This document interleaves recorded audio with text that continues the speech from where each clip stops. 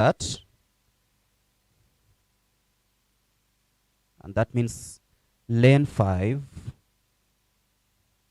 Alice Obaga of Nyanza South might be in trouble.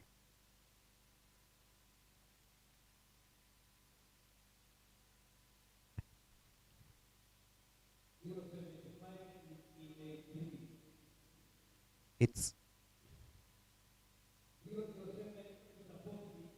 Alice Obaga.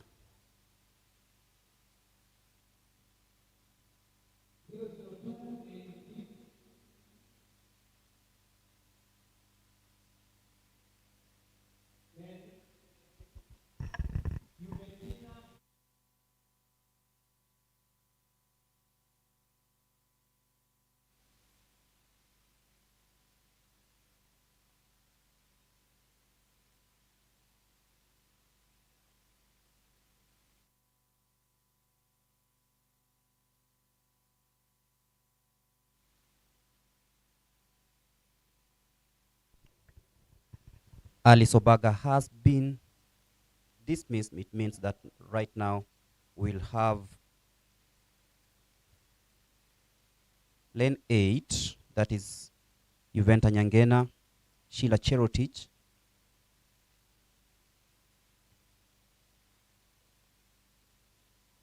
Agnes Mitindi, and Aida Perek competing in the second semi-final of the 100 meters hurdle.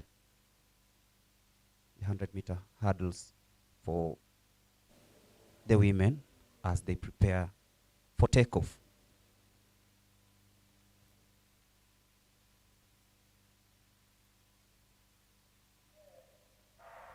And there we go. Nyangena taking off very fast off the blocks, and you can see she's trying really hard but facing stiff opposition from Agnes Mitindi Ngumbi. Look at that, jumping into the 9th hurdle, and there we go. 16.16 is the time posted by Sheila Cherotich of South Rift, winning the second semi-final in a time of 16.16 seconds. We'll be getting the confirmation of the timings here. Sheila Cherotich from South Rift winning the second semi-final of the 100-meter hurdles, semi-final number 2. It has been very competitive here in the chilly Nairobi weather. 9 hurdles, they had to fight out for the top 2 positions to see who goes to the final, and Sheila Cherotich walking home with that one in a time of 16.16 seconds. Sheila Cherotich, remember, she comes from South Rift.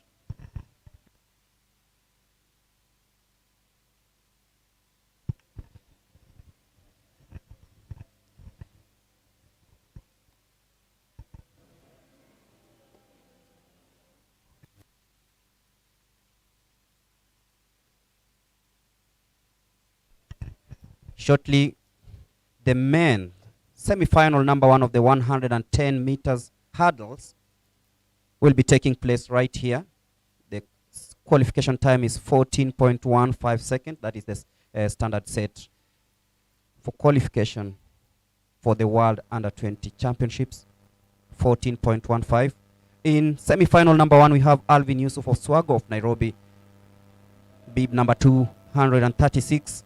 Nicholas Kimutai of South Rift with a personal best time of 15.20 coming into these trials. Andrew Togom of Central, 16.20. Patrick Maina, bib number 412 from Nairobi. Patrick Muindi of Southern, bib number 413 with a personal best time of 16.6. Aloysius Kipngetich of Central Rift, 16.58, and Daniel Simiu of Nyanza South, born on 10th of October 2005, also coming in lane number 8. The 110 meters hurdles, men semi-final number 1, starting in due course, and I'll be joined by Daniel Wahome,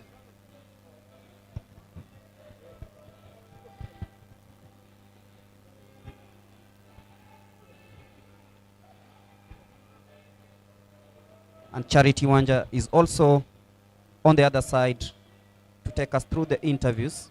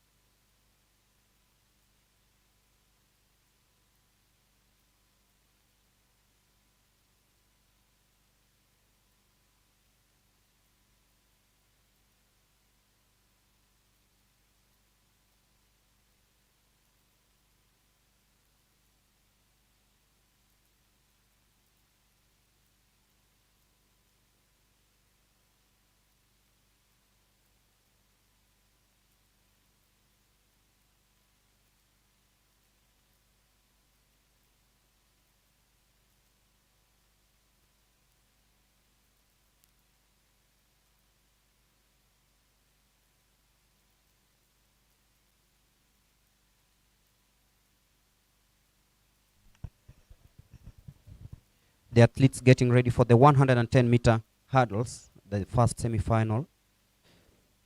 Alvin Yusuf Oswago of Nairobi, Nicholas Kimutai of South Rift, Andrew Togom of Central, Patrick Maina of Nairobi, Patrick Muindi of Southern, Aloysius Kipngetich, Central Rift, and we have in lane number 8, Daniel Simi of Nyanza South. Remember, Alvin is in lane number 2, Kimutai lane number 3, bib number 402. Bib number 243 is Andrew Togom of Central. As we can see, the hurdles being fixed in your screens.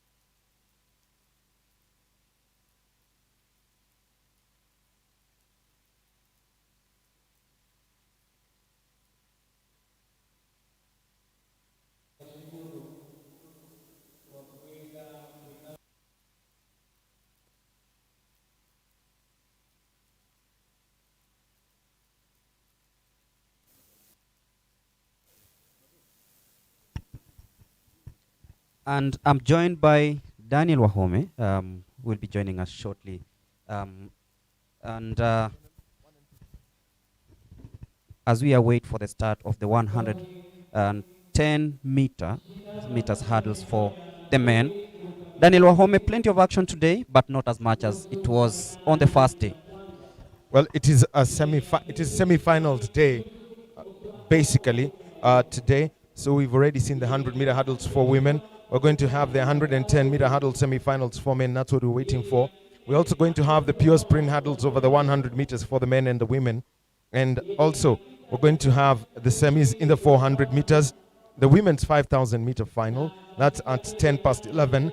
We're also going to have the 400-meter hurdles women's final and the men's 400-meter hurdles final. So, and also we're going to have the 800 meters semifinals for the men, the 200 meters women's semifinals, and the men's 200 meters semifinals. Then we're going to have the mixed relays closing today's action.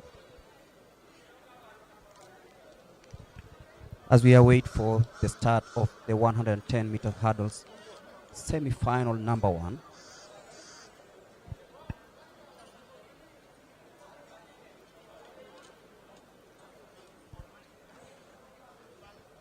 Well, this is Athletics Kenya Live. We're live on Facebook and YouTube. And this broadcast, I think we've got to acknowledge all our partners that are here. As the first hit goes in, already a lot of tumbling. And in lane 2, we've got Nicholas Kimutai hurdling over. 14.85 is the time that is required. He kicks through a hurdle as he goes forward. And the finishing time, 15.86. That is 1 second off. It's over 1 second off the required time.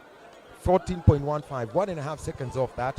So way off still. Remember, the athlete who's closest to the qualifying time is Barak Meshak from Southern. 14.8 his best time, and that was the first hit. 15.86. Remember that Athletics Kenya has got the discretion to enter two athletes in these events by virtue of being the host nation, so they've got that little advantage. So they've taken care of that as we now get ready for the second semi-final, as we wait for the results of that first heat. A lot of the hurdles hitting the track, the athletes not having a clean run over the 110 meters. So as we head to the second semi-final of this event, the scoreboard still recording the times from that first heat.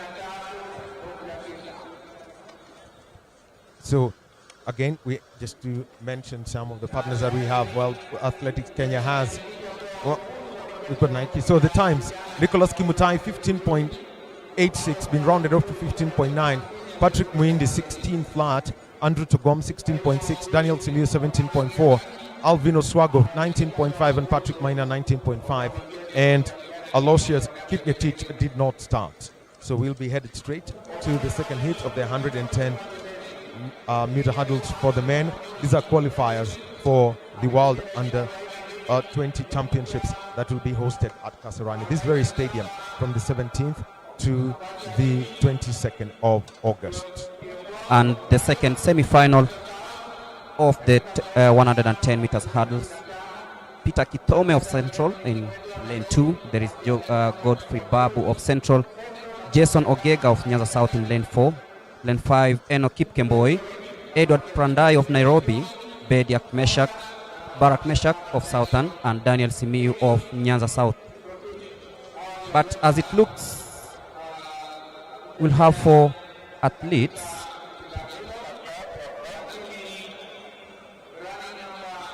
Well, it just looks like we've got 5 athletes. 5 actually. Yes. 5 from athletes. lane 3, Godfrey Babu, lane 4, Jason Ogega, lane 5, Enoch Kipkemboi, Edward Parandai in lane 6, and Barak Meshak in lane 7.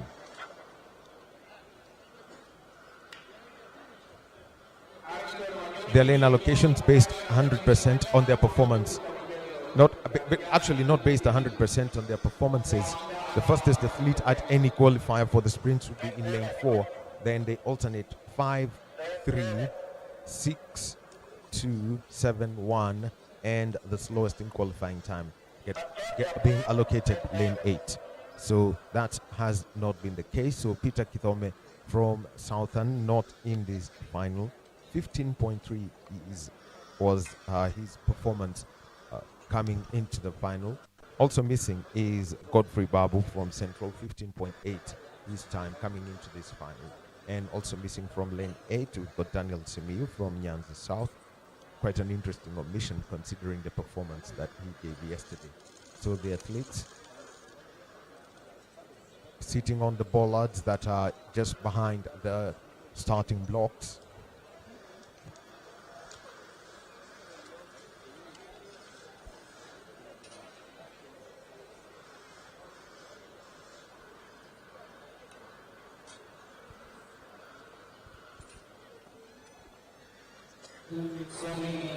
And the best performance at the under 20 level for the 0.99 meter hurdles height has been 13.44 by Mark Hayden of the Netherlands. Then Vashon Vaskiana of Jamaica. Taylor Willis of Australia, 13.48. And with 14.15 as the entry standard, we've got 66 athletes all having done that. So the athletes head to their blocks.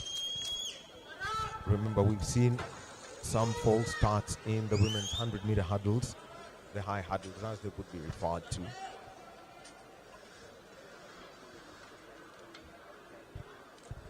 So remember that Kenya's national record has stood from 1974 for the high hurdle set by Fatal Kimayo at the Commonwealth Games in New Zealand in 1974. 47 years on still stands. And off they go.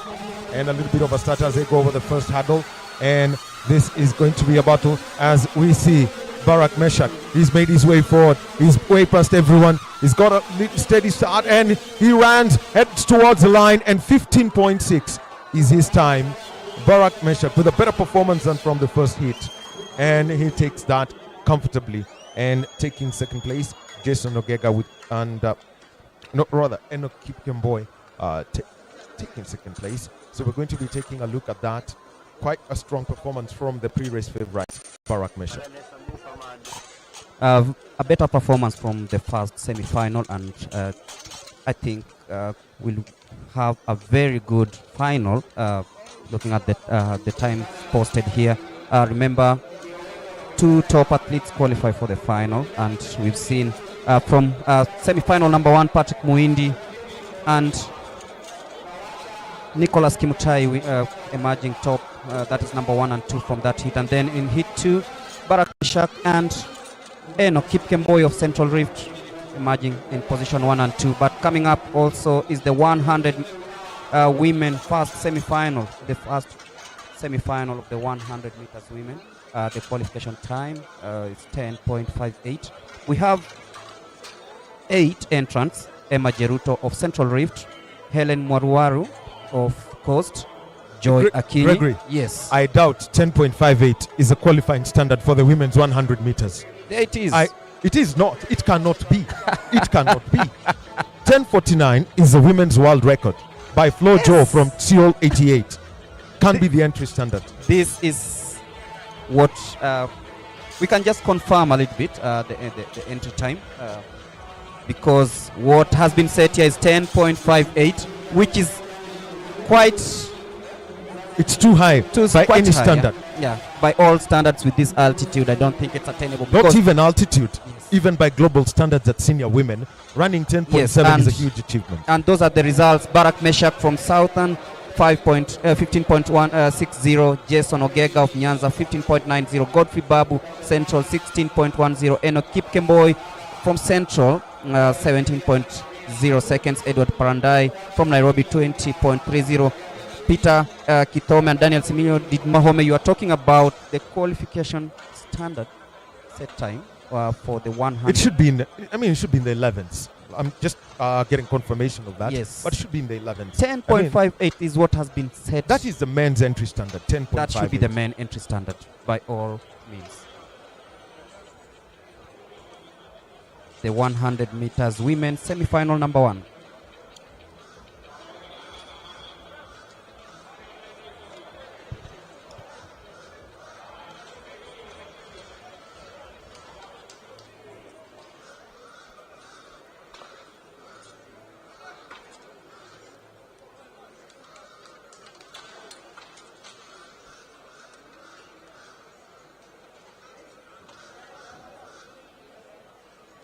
Well, the women's entry standard is 11.85 seconds with 64, the target number for the entries. The men's entry standard is 10.58. 10.58, and for the ladies is 11.6. 11.85. 0.85. And looking at the entries, I think Helen Mwarua from Coast has 11.96. She can actually achieve this.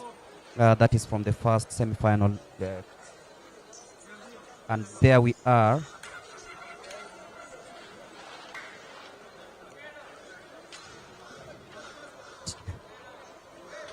So it's now been confirmed. So basically for 11.85, we should be looking at Christine Kalume, who's in heat 3. 11.87 is our mark. Quinta Simba from 11.89. And you know what? Anytime I see Coast and Athletics and I see the athletes who are about to do so, it reminds me of that great cheater from the 1962 Commonwealth Games, the late Serafino Antao. He won the sprint, the 100-meter dash, the one goal that Kenya has got in the sprints at global level. And you can imagine that is 59 years ago. So we really can't take it away from him. He was from Mombasa, later moved on to the UK. He pressed on, but he was he's one of the sprint legends of Kenya, a great of Kenyan athletics, Serafino Antao. So whenever I see Leila Mohammed with 11.92, with 11.92, I see Quinta Simba with 11.89, and Christine Kalume with 11.87, and I say that legacy is continuing. Also look at and from heat 1, we can also take a look at Helen Mwarua, so 11.96, and dropping 0.11 may at times in the sprints may be a huge task, but the opportunities that come with it, representing the country at the under 20s, would open the way for them. Yeah. And missing is lane 4, Warda Gadane of Northeastern.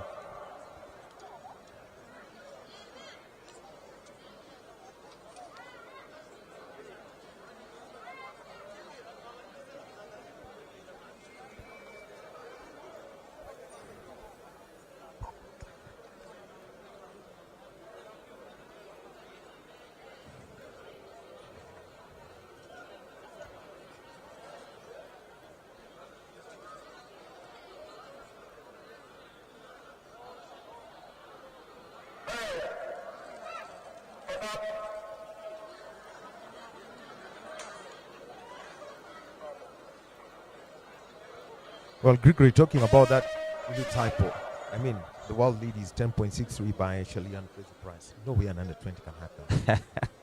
But we've seen some of these athletes post very impressive times here. And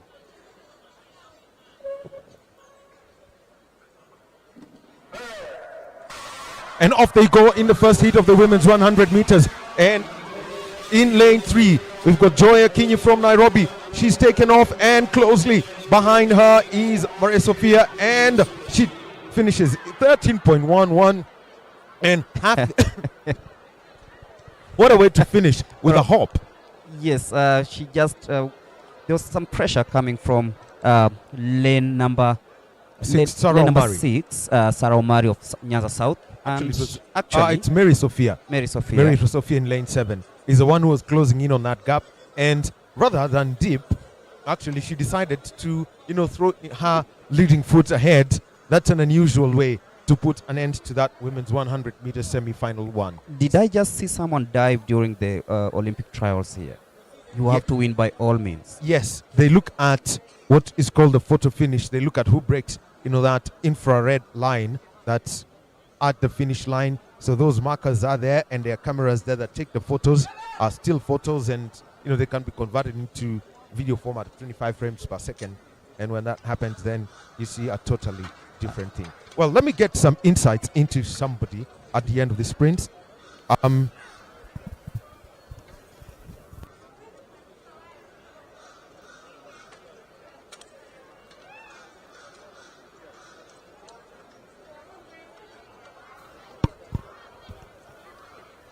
And we've got a sprints coach, Peter Gatana, and I want him to give me some insights into how that race came to a close, because the winner, Joy Akinyi of Nairobi, as she got to the line, she decided to kick. 13.2 is the time she's been given. Maria Sophia also 13.2. That's rounded up to the nearest point one. Kaita Nasambu 13.6, Emma Jeruto 13.6, Maria Ching 13.9, Sarah Omari 14 flat, and Helen Mwarua 18.5. And Peter, that finish where somebody decided to kick, you're a sprint coach. What's the right way to do it? Are you supposed to use your torso? Torso is basically the front part of your chest. So basically that's what they look at. Right. So far, 11.85, the qualifying standard required for the girls here. Do we have that capacity within the athletes who've been here? At the moment, no. But I think we might be given a chance to have, I think, like one person, because you're hosting.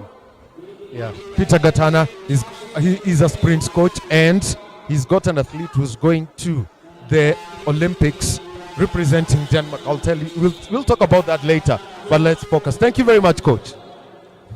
So on to the women's 100 meters heat 2, and in lane 1 we've got Cynthia Kerubo of Nyanza South, lane 2 Leila Mohammed of representing Coast, lane 3 Maureen Ruching of Nyanza North. There Mercy Chebet from South Rift is in lane 4, and in lane 5 got Sylvia Chalagat, and in lane 8 we've got Nelisha Etiang from Western.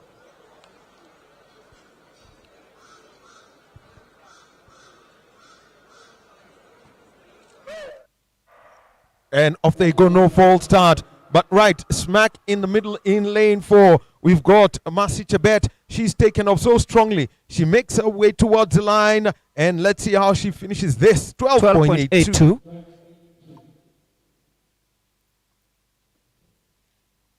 That is 1 second off the required mark, but she held on so strongly. And, I've got to ask, looking at Leila Mohammed's performance, running barefoot on this track, quite interesting that's been allowed, that has happened here. Hardly do you see a sprinter barefoot. We've seen middle and long distance runners going barefoot. Case in point, great Haile Gabriel Selassie used to run barefoot still. Sports apparel company came up and decided, hey guys, we're gonna listen here, Haile, we're gonna give you some shoes that are designed specifically for you so that it doesn't blister. And that is how it all went down. So Mercy Chebet, 12.82. That's going to be rounded up. Maybe 13. To 12.85 or 12.9. They're rounding off to 0.9. 0.2. Yeah, but a first heat than the first semi-final. 13.2 was the winning time. We've got 12.82 here. So as we move on to the third semi-final, missing is lane 6, 7. And lane 1. So And that lane would be 1. Christine Mwema, Sharon Mora, and Quinta Simba. That means that Christine Kalume is in lane 2. Well, I've got to start, putting some question marks into this time from down the coast. Yes, I was just about to ask the same. What's You given look at here? the qualification times, and then you look at from height 2, we had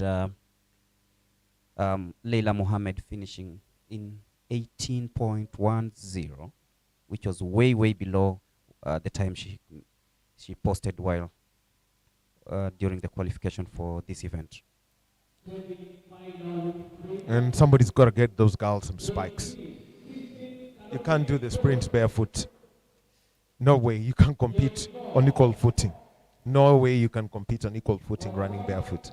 So just 5 girls, and lanes 2, 3, 4, 5, and 6. So that would be Christine Kalume from Coast, Mercy Cherop from South Rift, Paradise Akinyi from Nyanza North, Agnes Wanjiro from Central, and Sharon Mora from Nyanza South.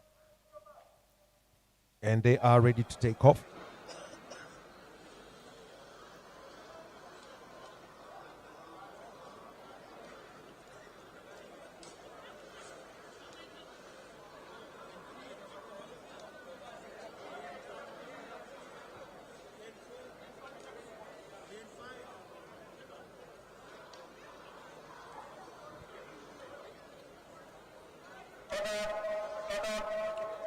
Well, they've all been asked to stand. Looks like they... Well, yes, there was a little problem with the blocks, and that was from Masi Cherop of South Rift.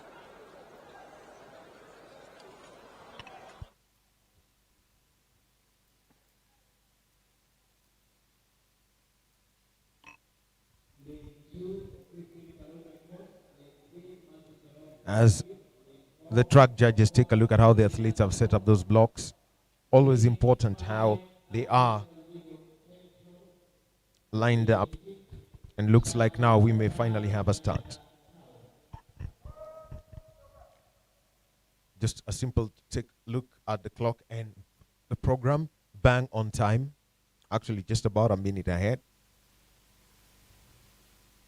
This event is actually a test event for the World Under-20 Championships operationally, and also when it comes to accreditation, COVID-19 protocols, everything, I think, with the exception of broadcast. Well, another delay here, as just by the stance, Coach David Letting is a man with a gun. Well, hopefully, his gun will go this time round.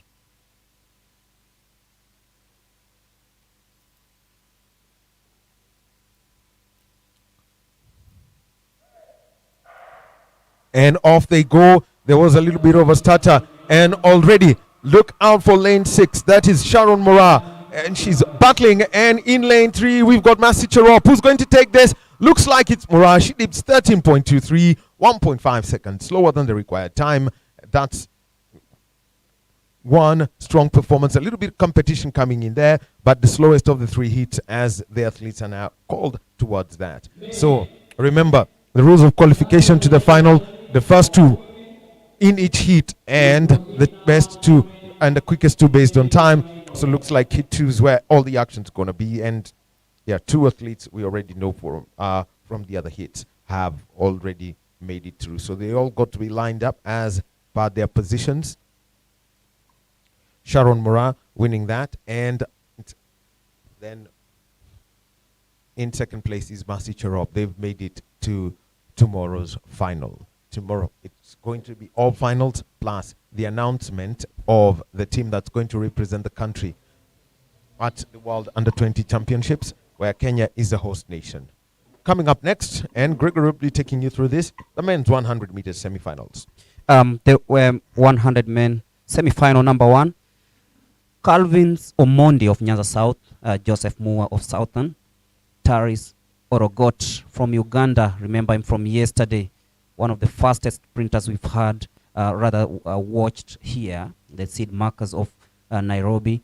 Joshua Mamba of Nyanza North, Simai Regau of Nyanza North, Kelvin Muriuki of Eastern, and Vincent Mwinde of Southern. The qualification time confirmed is 10.58 coming into this heat. Taris Orogot of Uganda has the fastest time of 10.35. And there you can see the athletes warming up, getting ready for the 100 meters first semi-final. Watch out for this man, Taris Orogot, Tarsis Orogot of Uganda. Very, very, very fast. We watched him in the 200 meters semi-finals. That was yesterday. And right now you can see he's back, seeking for qualification in the 100 meters men semi-final number 1. Remember, this is day 2 of the national under-20 trials for the World Championships that will be held here. That is August 17th to 22. The third global event global athletic event Kenya is hosting after the World Cross Country Championships, then the World Under 18 Athletics Championships that was in 2017, and then this one, the big one, also coming up in a few weeks' time. Tomorrow we'll know who will be representing the country in different disciplines as per said.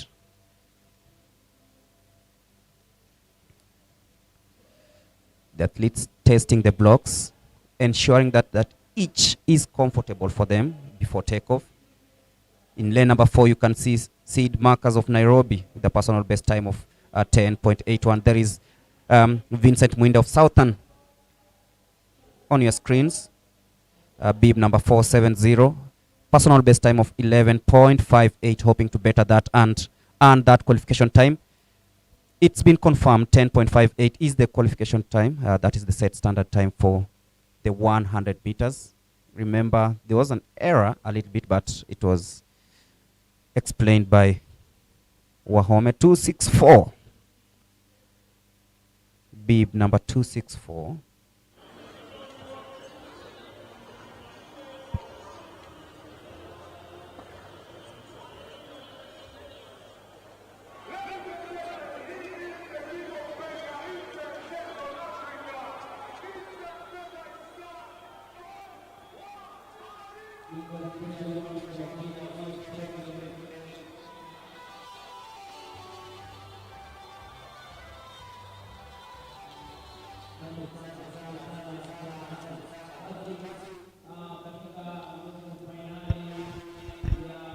There we have in lane number 8, Vincent Mwinde of Southern.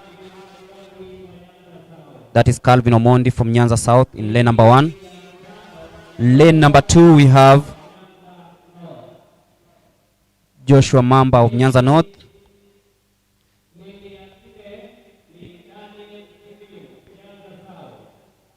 Daniel Simi of Nyanza South. Simani Rega of Nyanza North.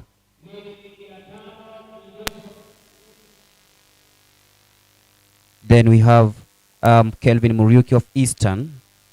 And then we have Vincent Mwinde of Southern taking lane number 8 as they get ready for takeoff. The 100 meters semi-final number 1 right here at Kasarani Stadium. It's getting ready. We are missing Joseph Moore and Tarus Orogot of Uganda.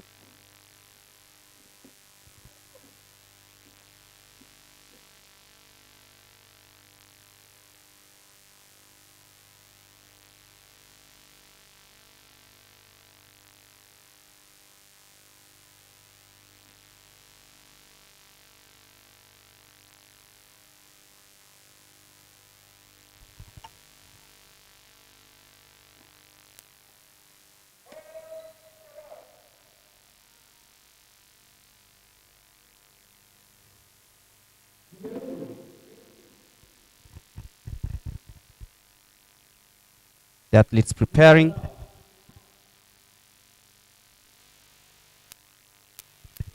The 100 meters.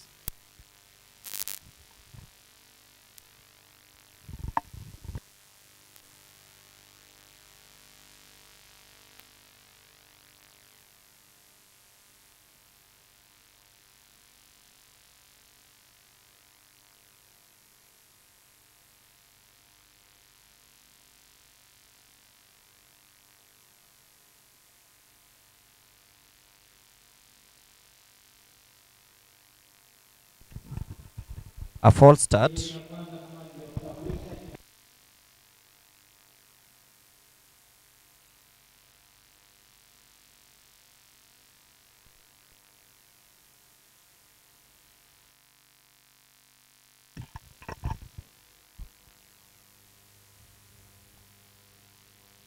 Seed markers of Nairobi in lane 4, Joshua Mamba. It's a red card. It's a green card for all the athletes.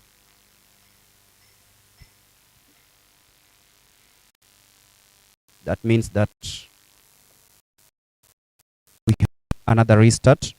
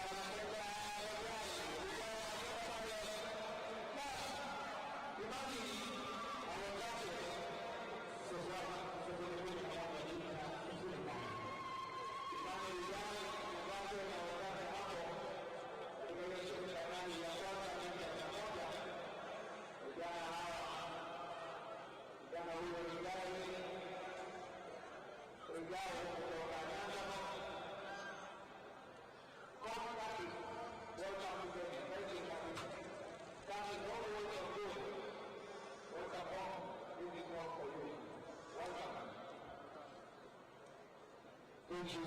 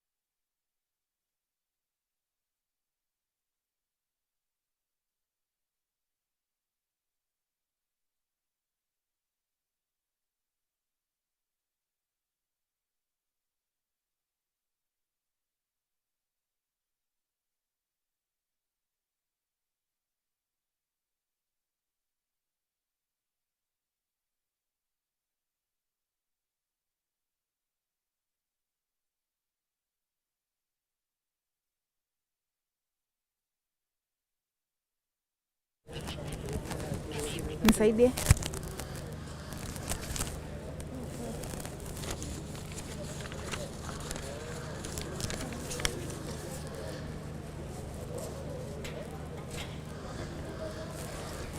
A very warm welcome from the Kasarani International Stadium. We are now headed for the main 400 meters semi-final one. In the 400 meters semi-final one, we have in the first lane we have Jospat Kipteling of Central Rift, and then we have Nicholas Kioko of Southern in lane 2, Gilbert Nyamayo of Nyanza South in lane 3, and then we have Calvin Mwendo of Southern in lane 4, and in lane 5 we have Kennedy Kimeu of Southern. In lane 6 we have Elkana Kiprotich of Nyanza South. In lane 7 we have George Odunga of Western, and in lane 8 we have Hilary Kiplagat. The men will be trying to clock in 47.35 seconds for them to be able to get a chance to qualify to represent Kenya during the World during the World Under 20 Championship, set to be held at Kasarani in August. Right now, the starters and the players, they're keeping on setting up for the blocks as the field events are preparing to start. On the program, we have, after the 400 meters, we have two heats in the 400 meters. Then we have the women 5,000 meters final. From there, we shall have the 400 meters hurdle for women finals. And then after that, we shall also have 400 meters hurdles men final, which will be 0.991 meters. After the hurdles finals, we shall have the 800 meters for men and women, semi-final 1 and 2. And also we shall have the 200 meters for men and women, semi-finals. And also from there at 42 minutes past noon, we shall have the 4x4 mixed relay, semi-final 1, and before closing with another heat for the 4x4 mixed relay.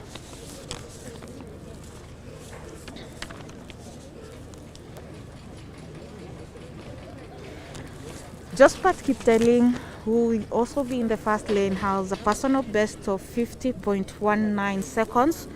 Well, the other fastest the fastest people in this heat is Gilbert Nyamayo of Nyanza South, who has 48.10 seconds. We also have Calvin Mwendo of Southern Rift, who has 48.95 seconds, and Kennedy Kimeu of Southern, who has a personal best of 48.74. We also have Elkana Kiprotich of Nyanza South with a 47.31. So far, only Elkana Kiprotich has qualified for the World Under 20 and is looking to make his statement known during this semi-final one.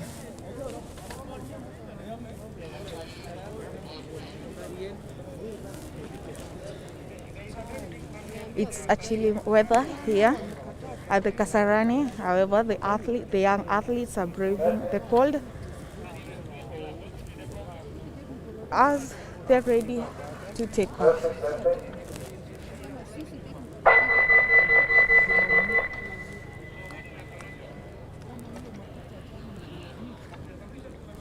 Kasarani, which has an altitude of 1865 meters above sea level, will be hosting the World Athletics Championships very soon. In the meantime, the athletes, they're preparing to take off any moment from now.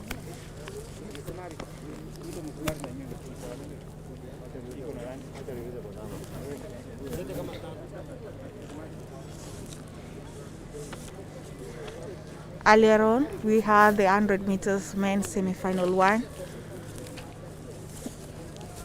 which had just concluded.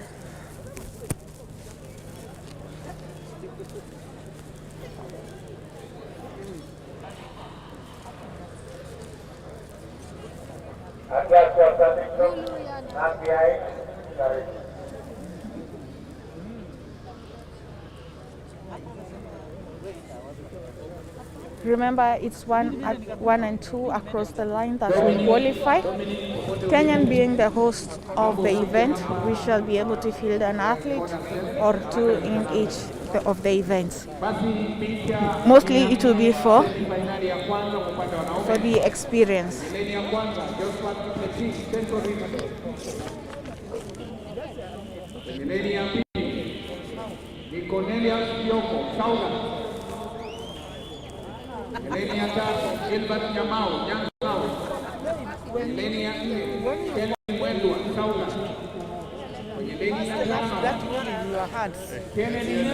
Na umesimama sasa, niko tunasonga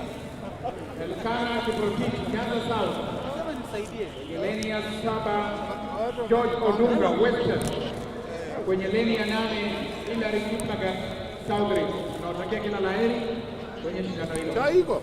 Yaani Viagra ndio natumia. Natumia Viagra leo.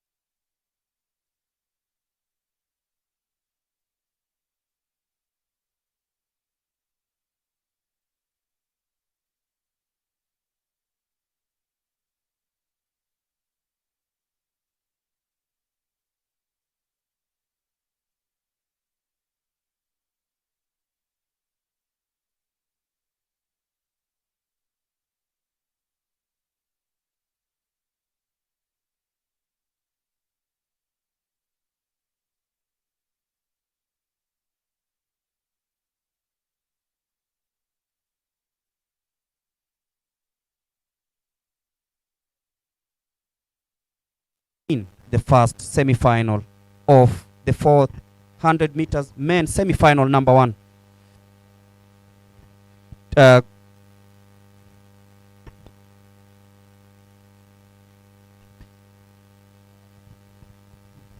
we apologize for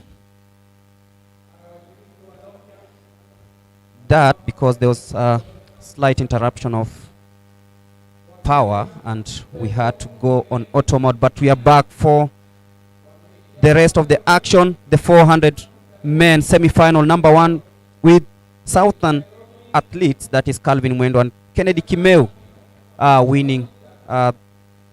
Calvin Mwendo winning and Kennedy Kimeu finishing second in that race. We await for semi-final number 2. Evans Kipngeno, Samuel Kibet, Edwin Kipyegon, Joshua Ndombi, Hilary Misiho, Samuel Toili, Francis Kimeu, Edwin Omondi of Nairobi.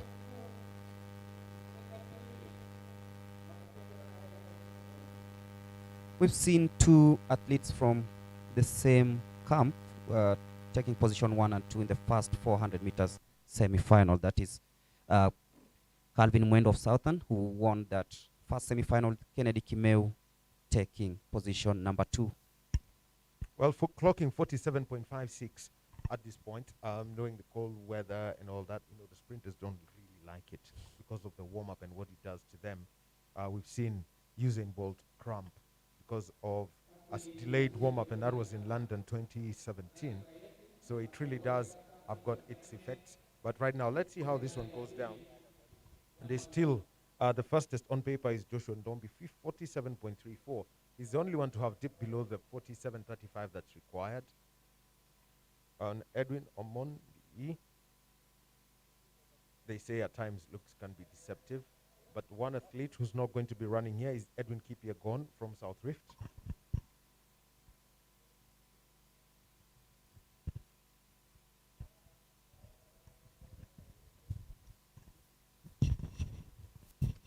And the overcast conditions clearing away.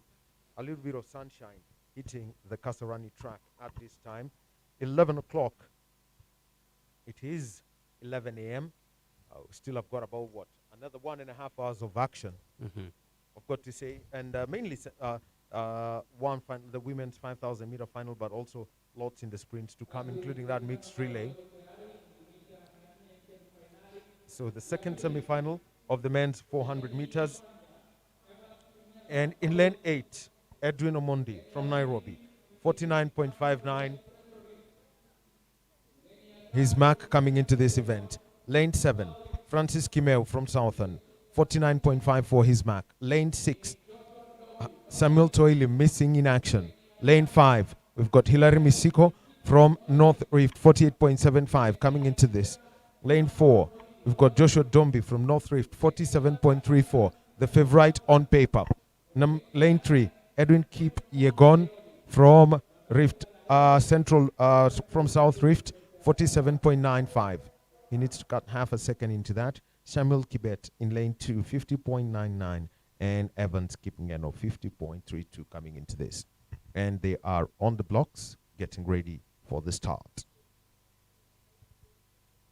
47.35 is the mark that's required.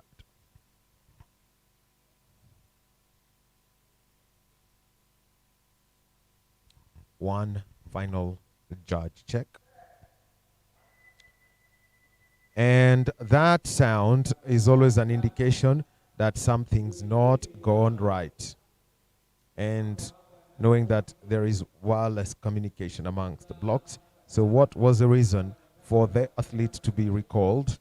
The clock was still running. It's got to be stopped. Creates a lot of tension for the athletes. And let us see which card is going to be issued here. And it seems to be lane number 5 who's been summoned. Hilary Misiko. Well, that's quick march towards the aggrieved athlete. Well, lane 7, lane 8. This is a lane 8 case, in which case it's Edwin Omondi. Let us see which card is going to be issued here, because it's got to be issued straight in your face.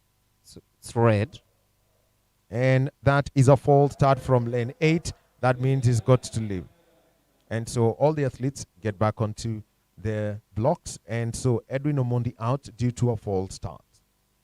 That has been indicated by the track judges. The blocks are required. Reaction time required. Not anything faster than 0.1 of a second. Anything faster than that, then you're either a bolt of lightning or something else. And off they go.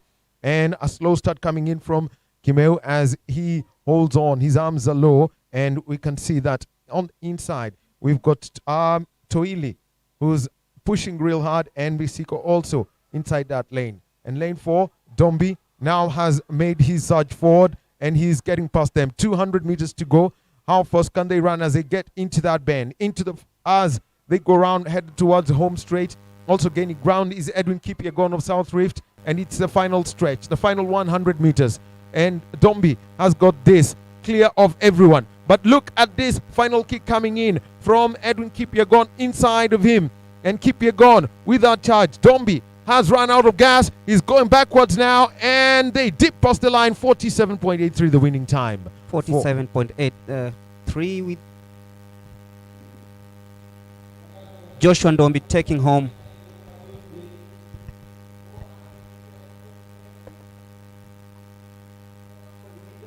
Samuel Kibet winning that heat with Samuel Ndombi coming in second. Ndombi coming in as the favorite to winning this, but then it's been very, very competitive. The weather has also changed a little bit, quite sunny, and unlike in the morning where we witnessed the temperatures dropping.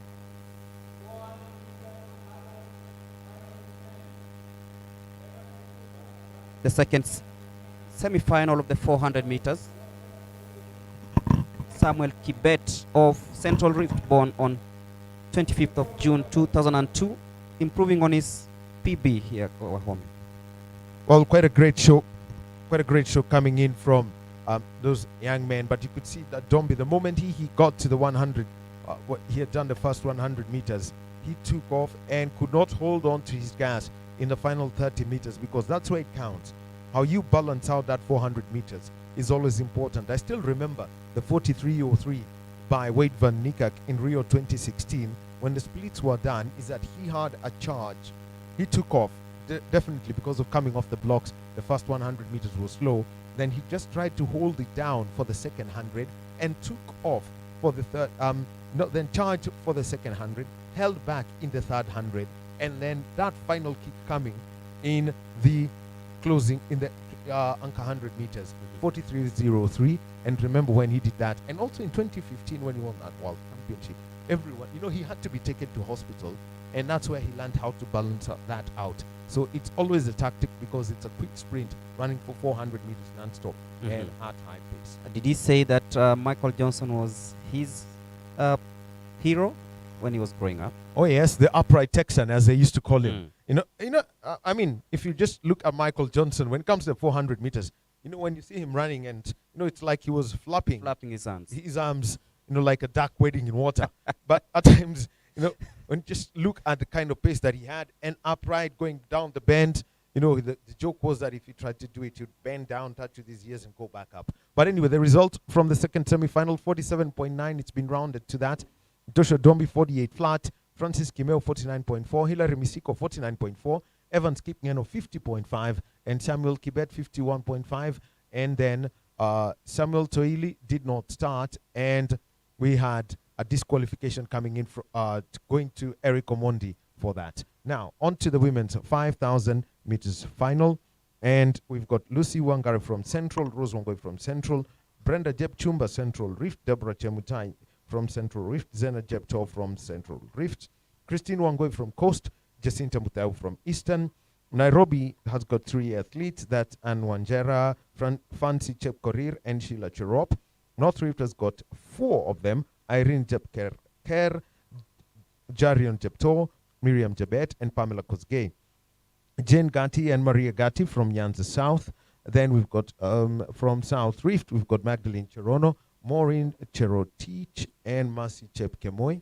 Then from Southern, we've got Nympha Kitenda, Ruth Kanini, and Sharon Danu. And from Western, we've got Feline Chebuto and Sela Boyo. So the start of the women's 5,000 meters, and just moving to the start zone and looking at the top lists in this event for the under 20 women so far.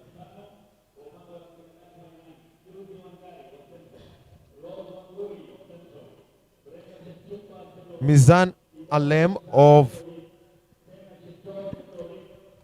Ethiopia is the fastest on paper, And then we've got Medina Asa and Priska Chesang of Uganda.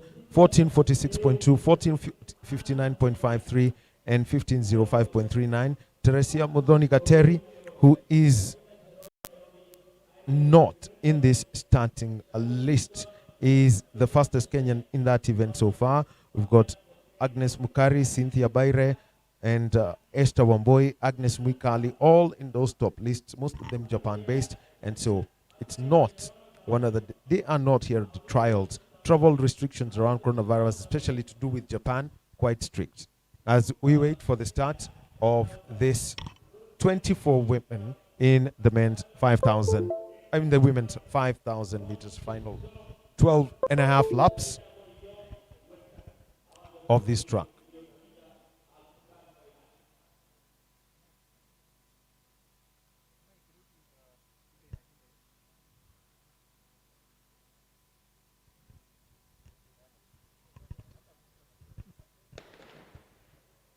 And off they go.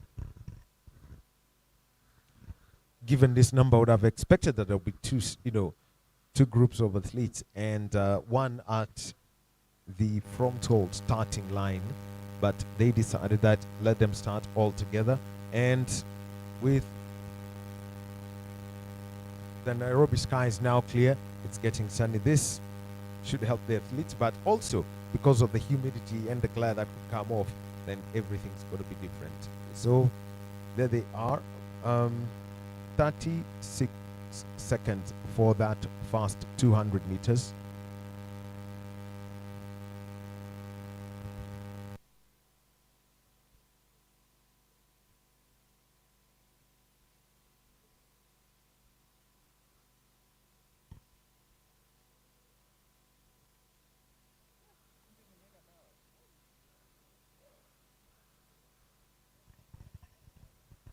As they go around, what's the split for the first 400 meters?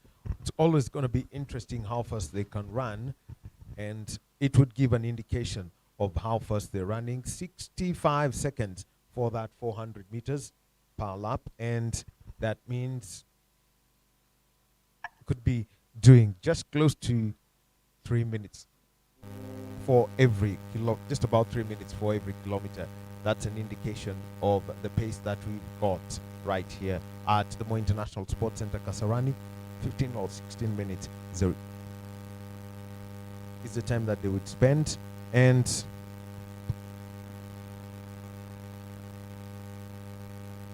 the entry standard for this event,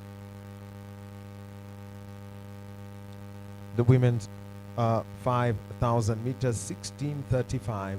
Only 18 will be entered. That's a target number. That's a direct indication that this could be a straight out final when it comes to this middle distance event. Going through the 800 meter mark, we shall be giving you the first kilometer split as they go round. They've slowed down after that heady strong kick at the start.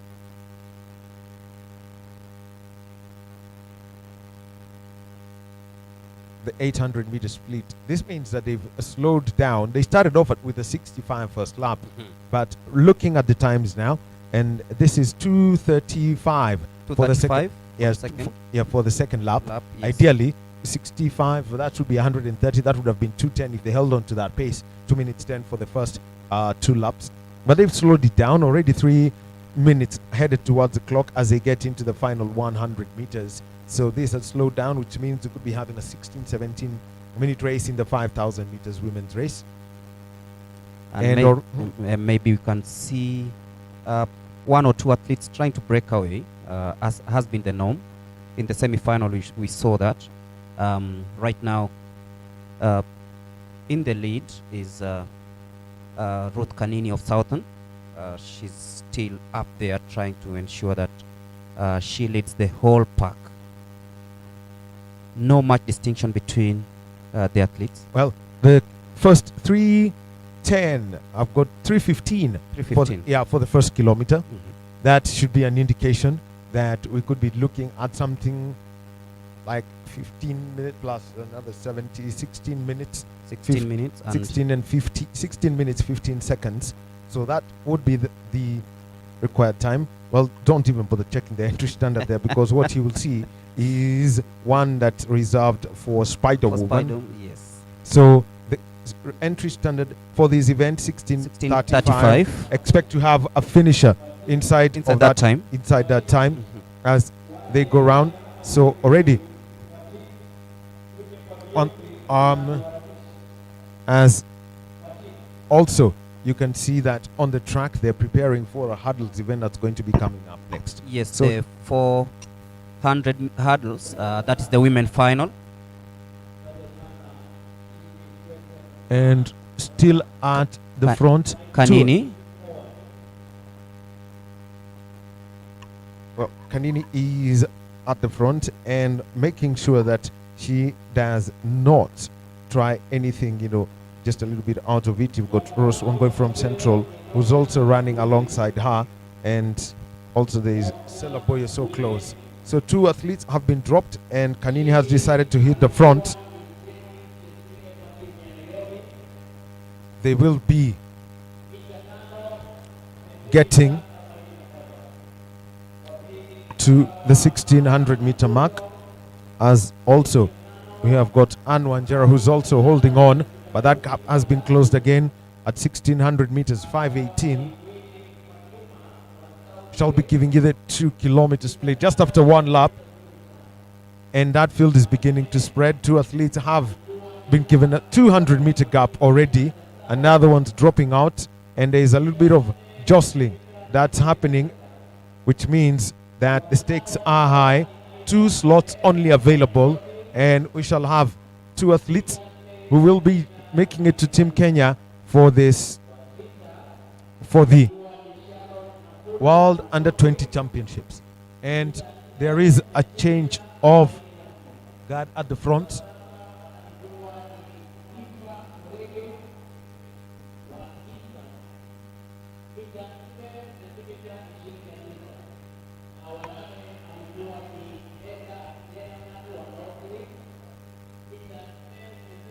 So already they're getting to spread. Going to 2 kilometers is where they're headed at, just about 50 meters away from it. And leading at the moment is Zena Jeptor from Central Rift. She is right at the front as they hit the 2 kilometer mark. The time on the clock, 6:36. 3 kilometers to go. Basically, that is 7.5 laps of this track. And the free field is being spread out from the original 24. Half of the field now has been dropped, and with Zena Kiptoa at the front, it is turning out to be a big challenge.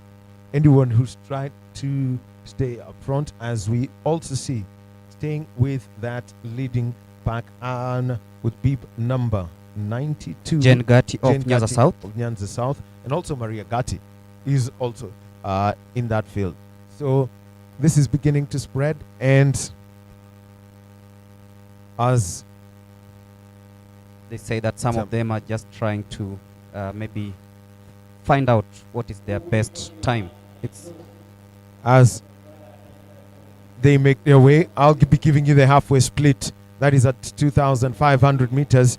The leading lady at the moment, Zena Jeptor, has gone through 2,600 meters, 2,400 meters in 7:52, and now we've got 5 of them in that leading pack, and Gatti and Jeptor are the ones who are battling for this lead. As they get to the halfway point, we're looking at 8:05 as they come into the home straight. The field has been spread out. Athletes will be lapped soon. The back markers not having the best of times for them. If they were just to take a look at the picture, then everything would change. So it's Gatti and Jeptor, and also coming into the fray, Brenda Jepchumba, who is in third place as they get through the 2,600 meter mark, 2,400 meters to go, 6 laps to go on this field.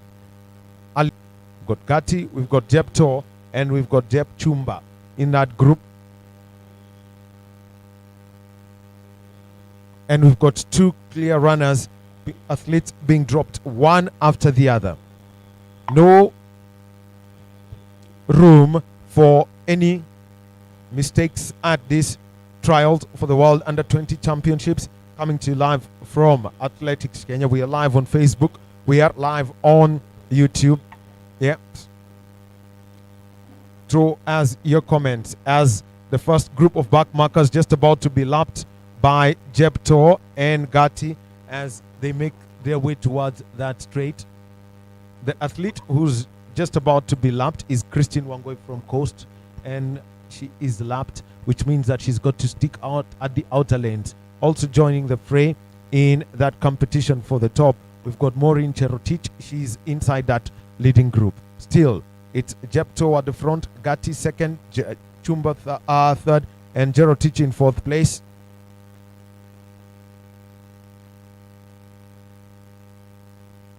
Shall be giving you the 3 kilometer split, and that's in just about 250 meters to go.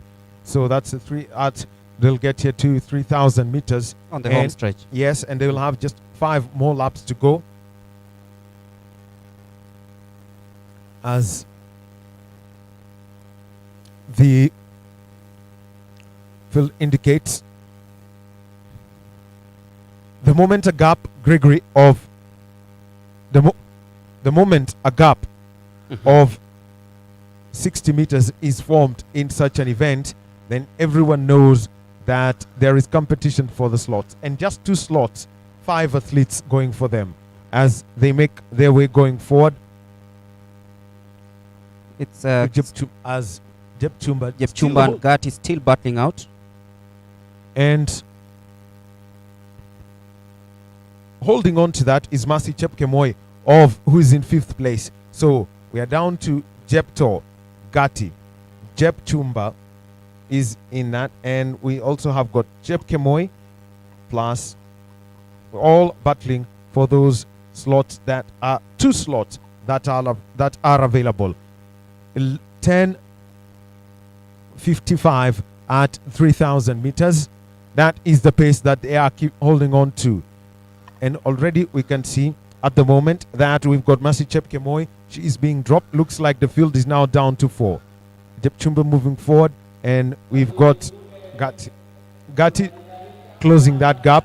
It's a seesaw race when it comes to this leadership, but already we can see that it's straightforward. Zena Jepto has held on to that. Is there as the back markers being lapped again.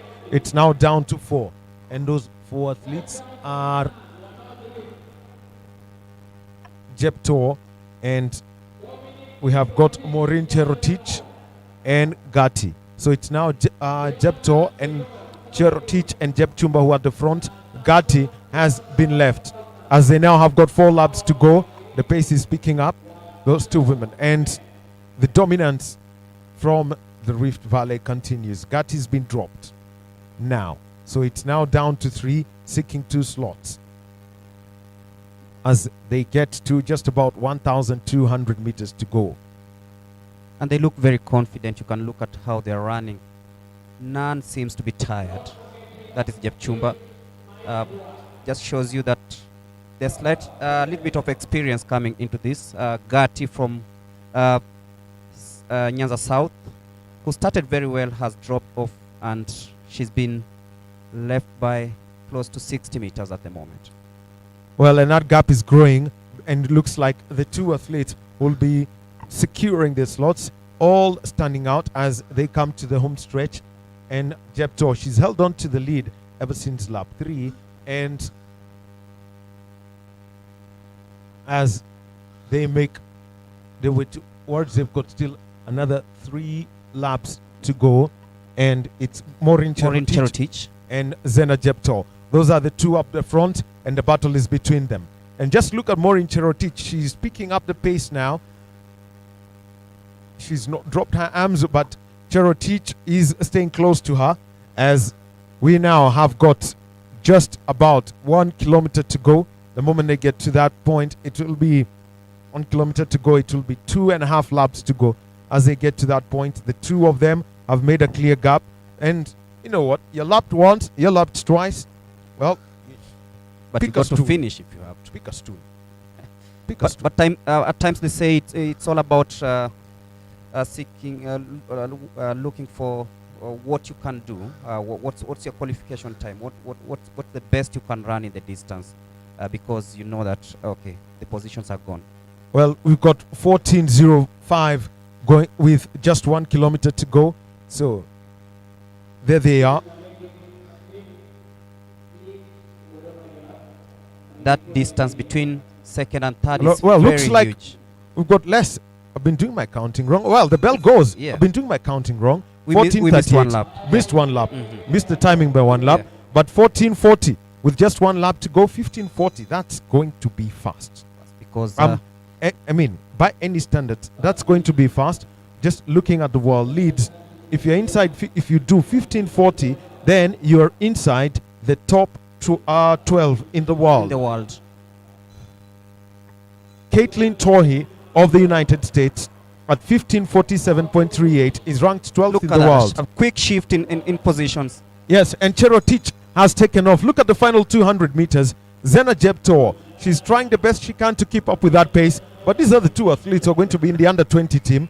And from my commentary position, I can see a finish that's going to be there. And there's also a battle for the third and fourth position. On Actually, the that's other for side. 5th and 6th. As now Maureen Cherotich, she makes her way towards the line. 15:33. That would mean that she would be in the top 10 in the world. What time will she clock? She's already hit 15:40 and she makes for the line 15:44.26, and that makes her the 12th fastest under 20 woman over the 5,000 meters in the year 2020. That's amazing. Very fast indeed from Cherotich. And then coming in second in 15:47, Zena Jeptor. Zena Jeptor. This has been quite a sprint, especially in the last turn. The last 400 meters, we saw a quick shift from Chepchumba.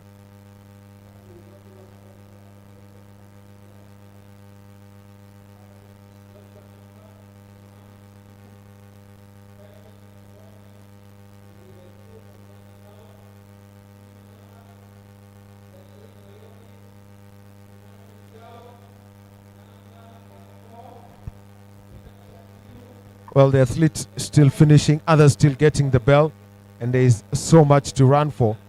Makes me think of man who's known as Kibunja. He'll always show up here and do some great running.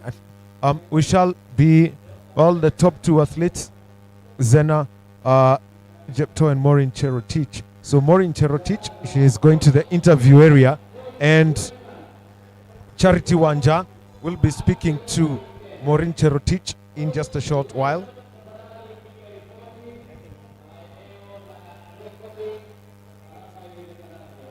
So we're waiting for Charity to get in touch with our winner. Actually, did both athletes finish in the, with world leads Inside the top 12. 12, right? Inside the top 12 in the world.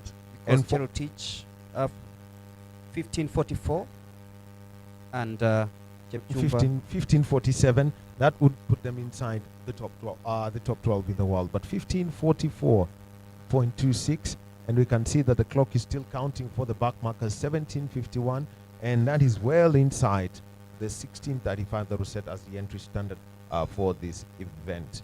So the bell still ringing, and remember that in just about 7 minutes time we shall have the 400 meters 400 hurdle, meter hurdles. the finals. It's the final for the women, and after that we shall have the men's final. So as Maureen Cherotich, she's getting rid of her spikes, and Charity should now be ready to him. So Charity Wanja, over to you. You can now speak with our winner, Maureen Cherotich.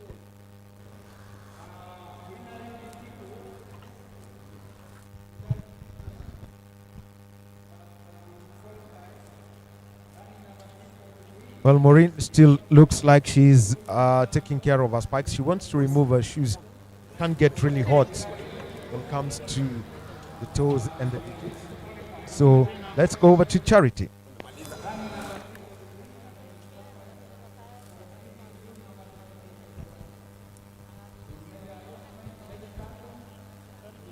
Well, that activity that's happening there.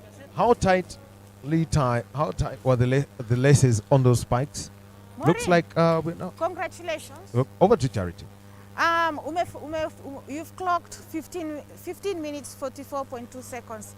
Unasikiaje sai kwako kama vile umequalify kwa team?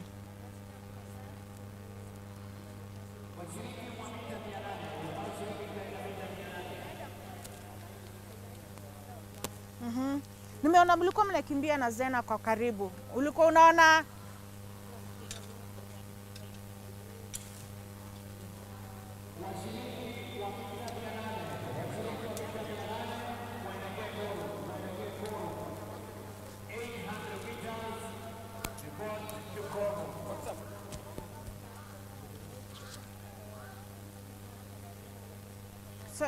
sorry about that.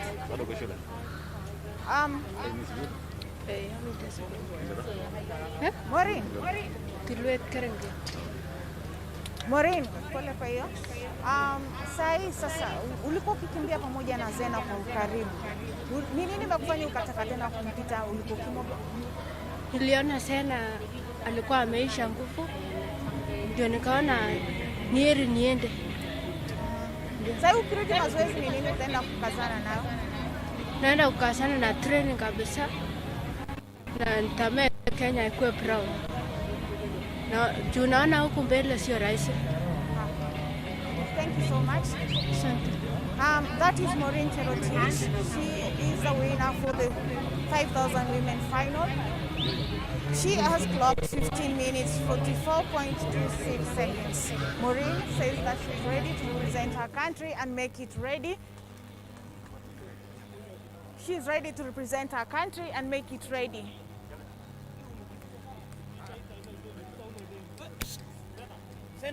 She's ready to represent her country. We are ready to talk to her compatriot, Zena Cherotich. Zena she has also finished a few seconds behind.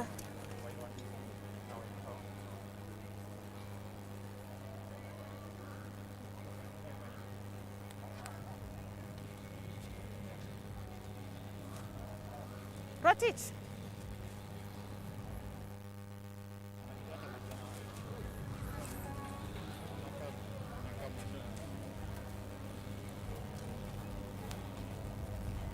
Sorry. Yes, sorry. Twende pale. Sisi tunafanya interview. Niko live.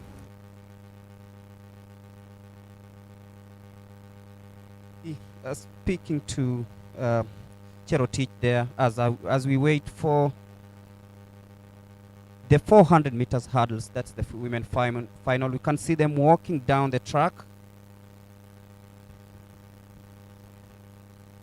The qualification time here is 1 minute 0.75. But Charity, back to you. See you.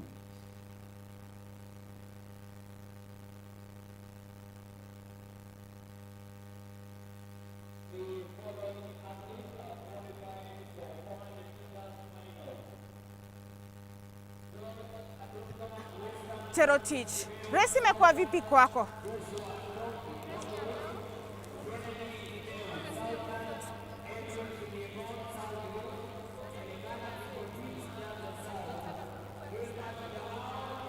Niliumia mguu.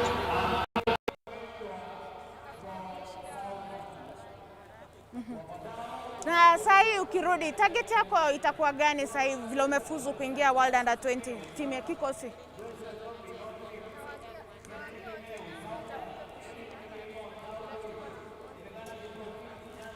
Yes. That one was Zena Chepto. Zena, he's happy to have qualified and is assuring Kenyans that she will be able to have a podium finish during the World Under 20 Athletics. Over to you, Greg and Wahome.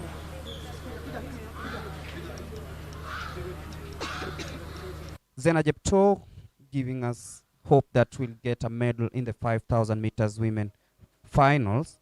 When the time comes, remember the championships will be held here at Kasarani Stadium from the 17th to 22nd of June, and the women 5,000 meters final just finished with Zena Chepto and Mercy Cherotich winning their qualifying, making sure that they represent Kenya in the World Championships.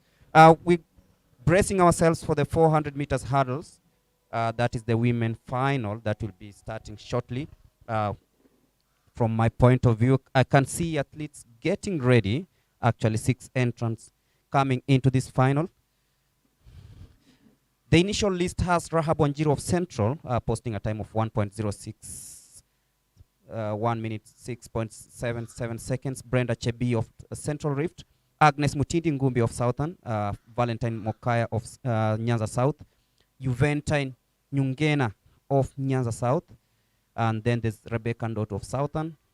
Judy Jeruto of North Rift. And Sarah Joel. Remember, the qualification time here is 1 minute 1.00.75. That is the qualification time set here. Afterwards, we'll have the 400 meters men final, where we have Evans Kipchumba once again from Nyanza South, Francis Mumiana of Nairobi, Peter Kitome of Southern, Aloysius Kipngetich, Central Rift, Hilary Kiplangat, South Rift, Patrick Muindi, Barack Meshak of Southern. Those will be the ones battling out in the 400 meters men final. But right now, Rahab Wanjiku, as we see the men long jump taking place. The men long jump final.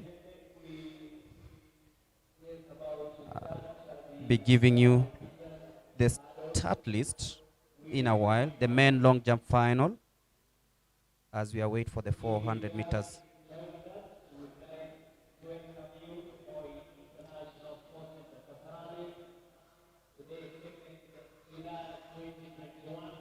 The men long jump final has 14 entrants, but there we see Nicholas Kipngetich, who has a jump of 14.68.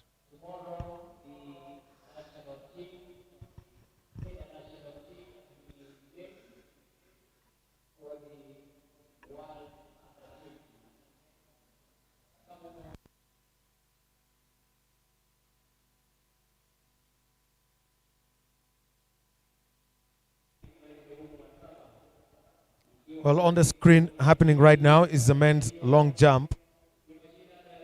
7.58. Well, Kenya's ultimate long jumper still has got to be Jacob Katinon. Also hold the triple jump record and also at one point held the high jump. Do it anything. Well, and just looking at the start list, turns out to be interesting. So now, a focus on what's on the screen. Lane 1 in the 400 meter hurdles final for the women. We've got in lane 1, Rahab Wanjiru. Lane 2, Brenda Chebichi. Lane 3, and in beat number 02 is Agnes Gombi. Then in lane 4, beat 11, Valentine Mokaya. Lane 5, we've got Juventine Nyagena from Nyanza South. As she waves, she's got beep 219.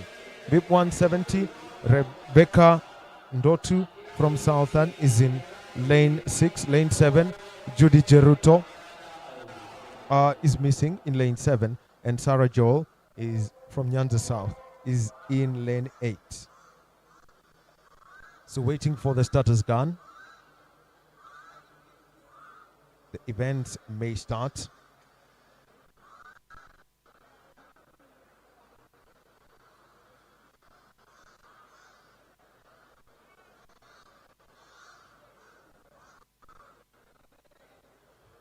And one check by the track judges to ensure that the athletes are correctly placed their arms and also are correctly in their blocks. And off they go. And over the first hurdles, we've seen them do that. And Rahab Wanjiru looks like is going to get to that. How you float over the hurdles, so important, the technique. And at the moment, looks like Juventine Nyangena has made her way forward. She is the favorite on paper, catching up with everyone, just 200 meters in, and she's taken the lead absolutely. And with a little stutter as she landed, as she went over hurdle 6, and let's see how she floats over 7. That was clean, and she gets to 8, and she moves forward. 10 sets of hurdles throughout here. She's through the 8th set of hurdles, and she's clear. And on to the ground goes Agnes Mitini-Ngumbe. She is out there. She's not getting back. That's not finished, and already some little bit of slowing. She's lost her pace. But look at the final 100. Actually, Mitini-Ngumbe is the one who's won this, 62.98. And in lane 5, Juventine Nyagena losing that energy. And it was in lane 4 that we had Valentine Mokaya from Nyanza South. She hit hurdle number 8. She's still on the track. She lost her balance and fell there. 62.98. The qualifying time required is 60.75 for this. But Kenya may still include them. And the entry standards and qualification for the women's 400-meter hurdle, 60.75. That has not been met by any athlete in this final. So we keep on, we stay with this. And very unfortunate for Mokaya. I can see she's being stretched off. Remember, she was in 3rd place on the last bend, but she fell from the hurdle. Valentine Mokaya of Nyanza South. But then Agnes just took control of the race on the last bend. Well, there was, I saw 2 starters, and that was at hurdle number 5 from Juventine Nyagena. She lost, but when she landed, it's almost like she landed, rather than on the foot roll, it's like she landed flat. The foot landed flat. So she had to do another takeoff. And as she went over hurdle number 9, she had lost her pace, and she was basically running backwards. The energy was not there to be seen. So that's how it's all gone down. So yes, and as we prepare for the 400, the situation for her. Yes, the 400 meters men hurdle, right. And So those are the timings. Agnes Ngumbi from Southern winning in a time of 1.03 seconds. Nyangena coming in second, 1.0350. Rebecca Ndotu, 1.0440. Sarah Joel from Nyanza, 1.05. Brenda Chebiji from Central, 1.08. Rahab Wanjiru coming in 5th. Valentine Mokaya did not finish, and Judy Jeruto did not start. Those are the timings posted in the 400 meters hurdles. Women final, Agnes Ngumbi taking it home with Nyangena coming in second. On to the men's 400-meter hurdles final. The height of the hurdles, by the way, for the women, 0.762 meters. The low hurdles, as they are generally known. So adjustments have had to be made all across the track to raise the hurdles to 0.91 meters for the men's 400-meter hurdles final. So in this race, Evan Kipchumba, can't see him on the track. He was to run in lane 1, but the rest of the field is there. Francis Bumiana, he is from Nairobi. Peter Kidhome in lane 4, testing his takeoff speed. In lane 5, we've got Aloysius Kipngetich, Hilary Kiplagat, Patrick Muindi, and Barak Meshak from Southern, also in that final.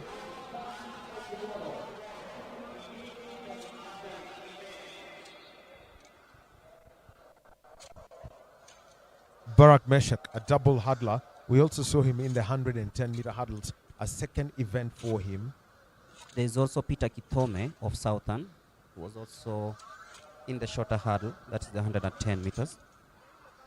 Patrick Muindi, I think all of them are trying to find which is the best race for them, trying out the 110, now 400 meters. Eventually, you've got to settle on an event as a hurdler, because the technique that you use in the 400-meter hurdles and that you use in the 110-meter hurdles eventually is going to be different. Creating that mindset is so important. So, I mean, getting, for example, just getting off the blocks in the 110-meter hurdles, changing from 9 to 8 steps before you go over the first hurdles can take you time. It takes time. Just getting off the blocks. That is a section by itself where you've got to be so intense in your training. Then you've got the 3-step jump. 1, 2, 3, 1, 2, 3, 1, 2, 3. So by the time you get that rhythm inside you and you try now transfer it over, it will be a whole different story. And talking about this event, yes, in Oslo last night, the world record went Karsten Warholm 46.7. 46.7. A new world record in the men's 400 meters. That was at that event. So the athletes going on to the blocks, and the big story, Kevin, the Karsten Warholm. Yes, 46.7 in that record. He had been knocking on the door for so long. Remember, Kevin Young set that record in Barcelona in 1992. 46.87. And 46.78 was the world record. 46.7 now the world record in the men's 400 meters. That's the low hurdles for the men. And what a story that's going to be told. And yes, 29 years. 29 years, and now it's been broken. That world record is a father. It's a generation. It's an entire generation. Yes. It's taken an entire generation. But then you look at how records have been broken in the recent past. It means that in the Olympics, maybe, we might see some of them being smashed. Well, the records are there to be broken. But only one stands. The one for Daniel Komen, the 3,000 meters. 3,000. Okay, that's above average. And consider this: when Karsten Warholm was born, that world record was 3.5 years old. 3.5 years old. Karsten Warholm. That's a different generation. It takes a generation to change something, and we've just seen Warholm. Well, there's another old record, 30 years old. Mike Powell's 896 in the men's long jump. Long jump. That's another one that's too ancient, needs to be dealt with. And it took an entire generation, because Bob Beamon did 891 in Mexico 1968, 8 meters 91. Right now, I think with Luvo Manyonga having been banned, we may have to look for another star in that event. There's still a delay for the start of the men's 400-meter hurdles final. Still looks a clear look at the track tells me that everything's been taken care of effectively.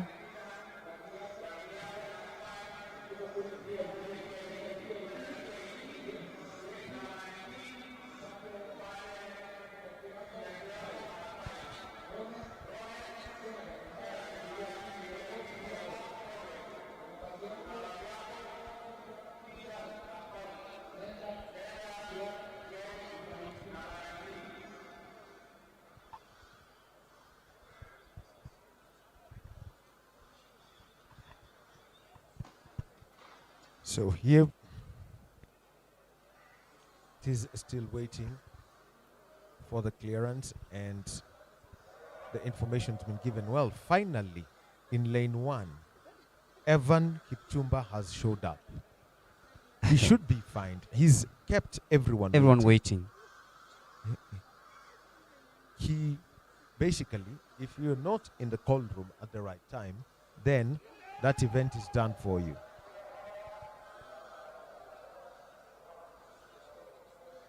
Evans Kipchumba from Nyanza South. And actually, he's been told he lost his opportunity to warm up, and all he needed to do was test his blocks, and that was it. So he can't warm up, take a look at his takeoff and things like that. And psychologically, that already knocks him off. I just hope he has the character maybe to try and compete in this one. I can tell you that 4 years ago, I saw Boniface Mweresa. 3 years ago, yes. I saw Boniface Mweresa run alone. Yes. On this track. On this track. Alone.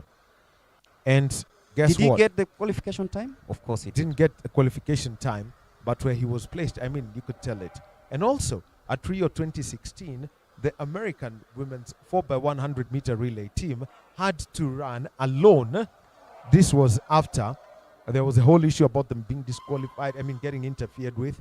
It needs a nerve of steel.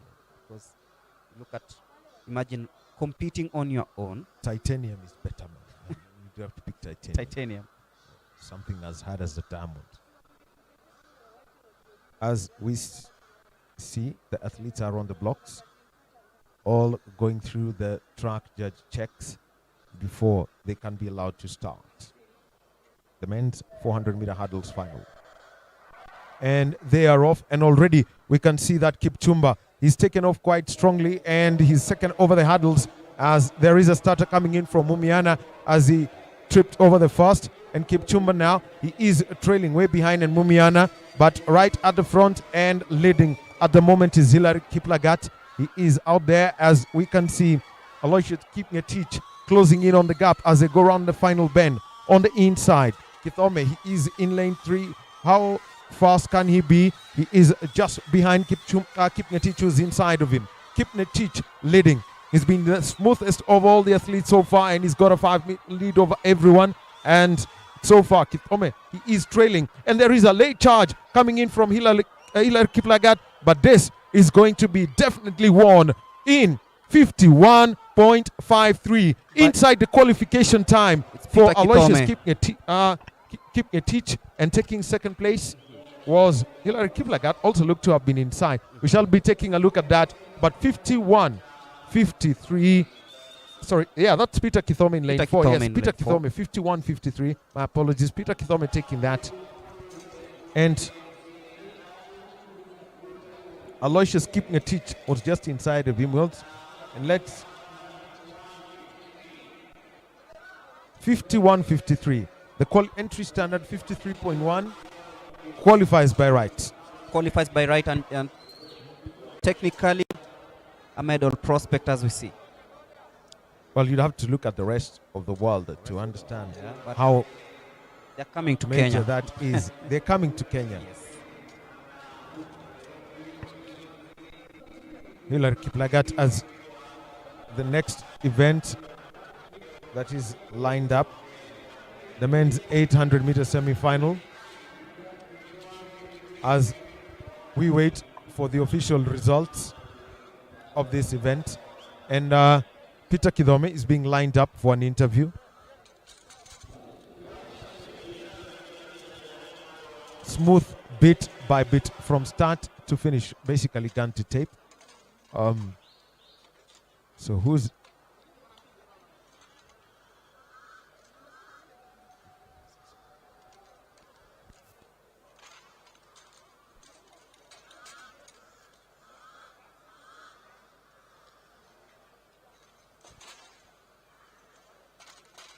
are going to the interview zone.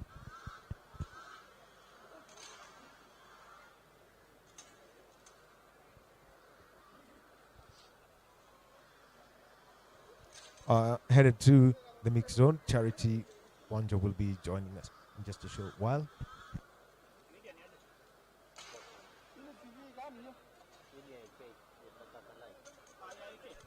But first is Peter Kithome, the race winner.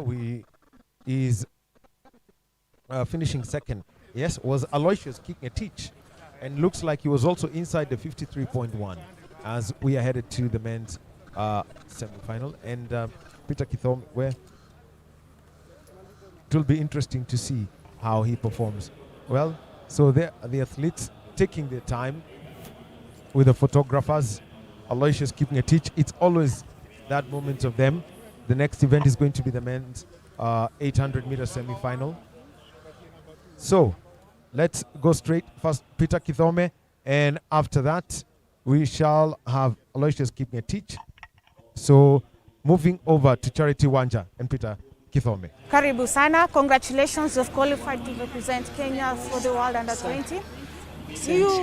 What did you do to make sure that you've qualified for the team? What have you been working on? Kwanza kitu ya kwanza kumshukuru Mungu kwa maana ameniwezesha kuwa namba 1 katika hii bio ya 400 meters hurdles. Nawapongeza wakochizi wangu Dennis Mudhuzi na senior president Vice President Bwana Paul Mutwi. Na matumaini yangu kwanza ilikuwa hii kuja kuingia under 20 junior na ni qualify time. Na bado sijatosheka na item yenye nimepiga kwa leo. Kwa hivyo nataka nikirudi tena Machakos niweke bidii ndo tukigojea hiyo under 20 ikikuja ndo niweze kuwakilisha Kenya. Asante. That one is Peter Kithome. Peter Kithome Yes. is saying that he's not yet satisfied with the time that you set of 51.53 seconds, that you intend to lower it during the World Under 20 to make it for him to be able to qualify for senior in the future. Over to you, Wahome and Greg, as we wait for the second place, Aloysius Kipngetich, who was clocked 52.69 seconds. Thank you so much. Thank you so much, Charity. Speaking to the winner of the 400 meters men, that is Peter Kithome of Southern, who clocked 51.13 to win and qualify for next month's World Under 20 Championships that will be held right here. And there we go, the 800 meters men. In lane number 2, Lemaran Gideon from Central, Noah Kibet, Wanyonyi from Central, Evans Kosgei, Danson Kiplangat, Cornelius Ngetich, Kenneth Kimutai, all battling out for the top 2 spots. And you can see from the first bend, they've really, that's really fast. And you can look at that in the first 200 meters, it's 29 seconds coming into the first, the 300 meter mark, 36 seconds. And this is very fast. You can see the competitiveness here heading into the 400 meter mark. Look at that. Noah Kibet really trying hard. Up on his heels is Evans Kosgei of Nairobi. And the last lap is here. You can see the charge here. Very competitive. Noah Kibet of North Rift still in front of heading into the 600 meter mark. Noah Kibet still leading the rest of the pack. On his heels, Emmanuel Wanyonyi of Central Rift. Look at that. Coming into the last bend. Fast enough. Noah Kibet of North Rift. Will he hold on? Let's see if he'll hold on. Noah Kibet of North Rift coming in strongly ahead of Emmanuel Wanyonyi of Central Rift. Look at that. Emmanuel Wanyonyi trying really hard, but then it will be Kibet taking home on 1.47. That has been very pulsating. Noah Kibet of North Rift winning in 1.47 and qualifying for the finals, and ultimately he is inside the qualification time for the World Under 20 Championships. Noah Kibet winning the first semi-final of the 800 meters ahead of Emmanuel Wanyonyi of Central Rift. Remember, the top 2 athletes qualify for the finals that will be taking place tomorrow. Noah Kibet running a very brilliant race, leading from start to finish. Well, quite a great show by Noah Kibet. And 147.32 is inside the standard of 150.8. And this is just the semi-final, which means they've got to another run tomorrow. As we head to the second one, it's got 9 athletes here. But overall, anytime you dip under 150 at this level, then there is a sign of a prospect. And in terrible conditions, 147 is a good run even for the senior athletes. So that is how it goes down with this event. So bang on schedule as we get ready for the second semi-final of the men's 800 meters before we get back to the sprint. And already every indication is that blocks are being moved to a different position. So lane allocation, as the track judges, you can see, looking at how those athletes are. I'm looking at 9 in number, looks like there are two who've been allocated lane 8. Just one athlete would have to take a look at their bib number. Looks was one person less in the first one. No name given for bib number 39. So they've got to look at that starting list. The call room judges, the ancient term for that was mashallah.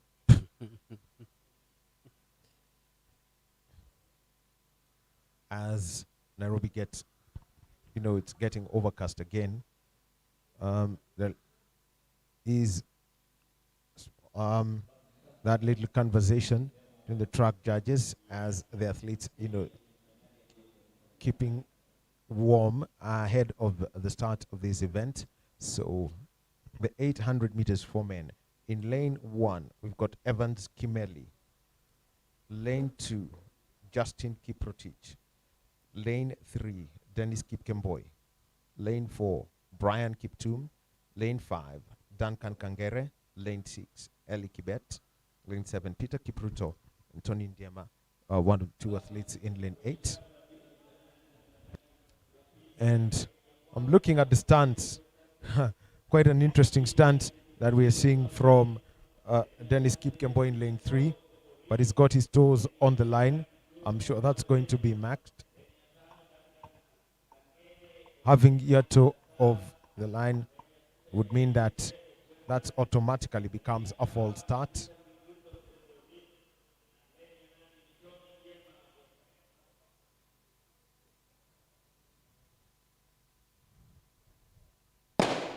And off they go inside their lanes for the two first 100 meters. And then let's see how they do the various splits. But that is quite a sprint for that section as they get to the 100 meters in just under 15 seconds. What's going to be the 200 meter split, as we already see that Wanyon has this Kiptum has decided to hit the front. 26 seconds for the first 200 meters. Quite some interesting pace as they go round and they make their way towards the 400 meter mark. We'll be taking a look at the 400 meter split, and leading at the moment in this one is Brian Kiptum as they hit the bell in 52 seconds. Kiptum at the front. He's got that 4 on his thigh, and he's just about 5 meters clear of everyone. How fast can they run? And just take a look, the late entrant into that event is a back marker, and they head towards the 600 meter mark. This is going to be a run for the finish. Already you can see someone trying to claw his way forward. 570 meters to go. Kiptum still leading at that point. 119 at the 400 meter split. The 600 meter split. He's got that lead. He's holding on to it. And now, every bit of energy that he's got in the tank, he gets into it. He's on the reserves. 134 with 70 meters to go. Look at the charge for the line by Brian Kiptum. 139, that is quite fast. This is going to be fast. By any standard, even at this age grade level, he slows down towards the line. 147.5. Kiptum, really, really brilliant. 147.50. But then you look at the quality and the pace. With this age, you say that he still has, he can improve on the time. Maybe bring it to 144, 145. And with 2 semifinals, it's the first 3 past the line, and the best 2 and the next 2 based on time will be running in tomorrow's final. And so they line up based on how they finished. At the first athlete past the line was 147.50 flat.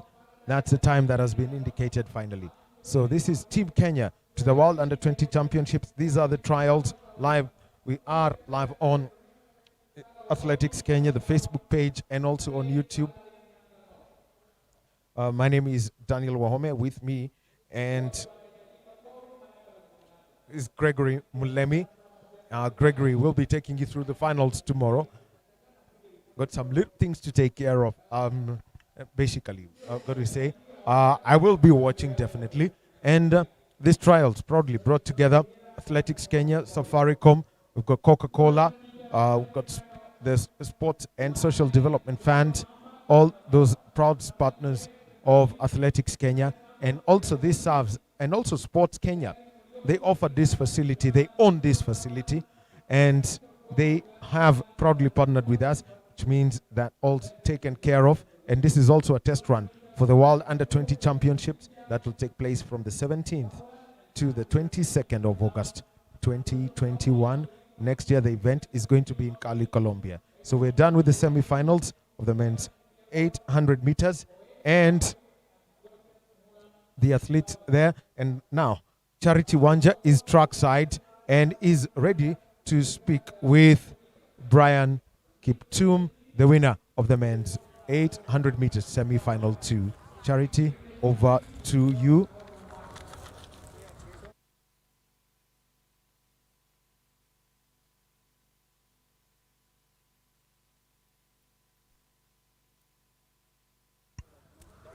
All right. So Charity can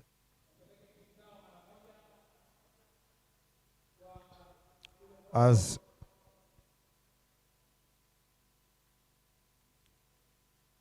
then also, as we have got on your pictures the women's 200 meter semi-finals, we're going to have 2 of them. All right, on to you, Charity, speaking with Brian.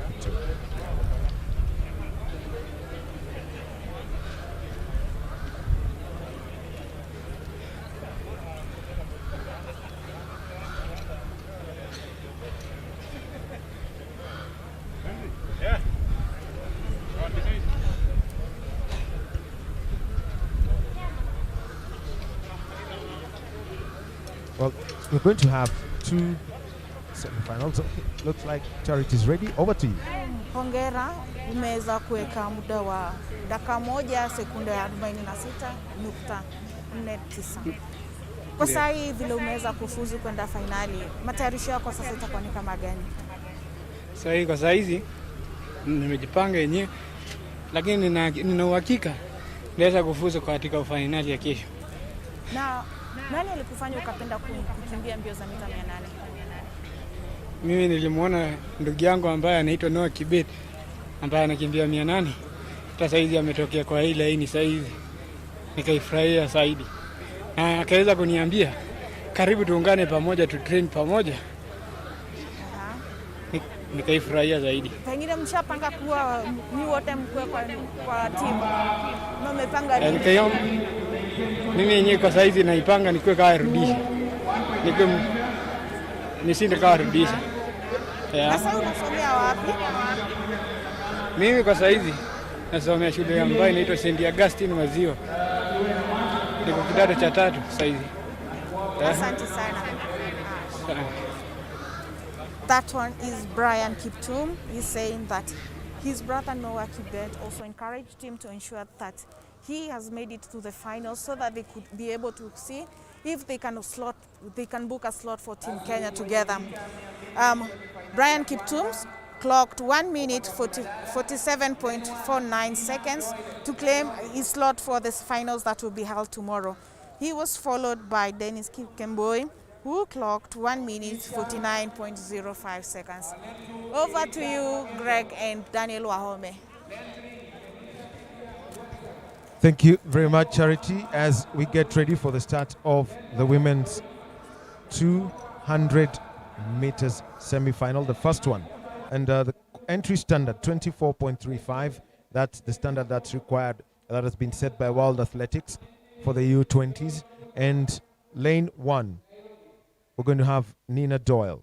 Lane 2, Irita Kegendo. Lane 3, Ndalisha Etiang. Lane 4, Ann Bather. Lane 5, Lois Mura. Look out for her. Damaris Mutunga is in lane 6. James Machoka in lane 7. And Gloria Mbula is in lane 8. On to the blocks they go. The first 3 pass the line, and the best 2 based on time will be making it to the finals that will be run tomorrow, right here at the Mo International Sports Center, Kasarani.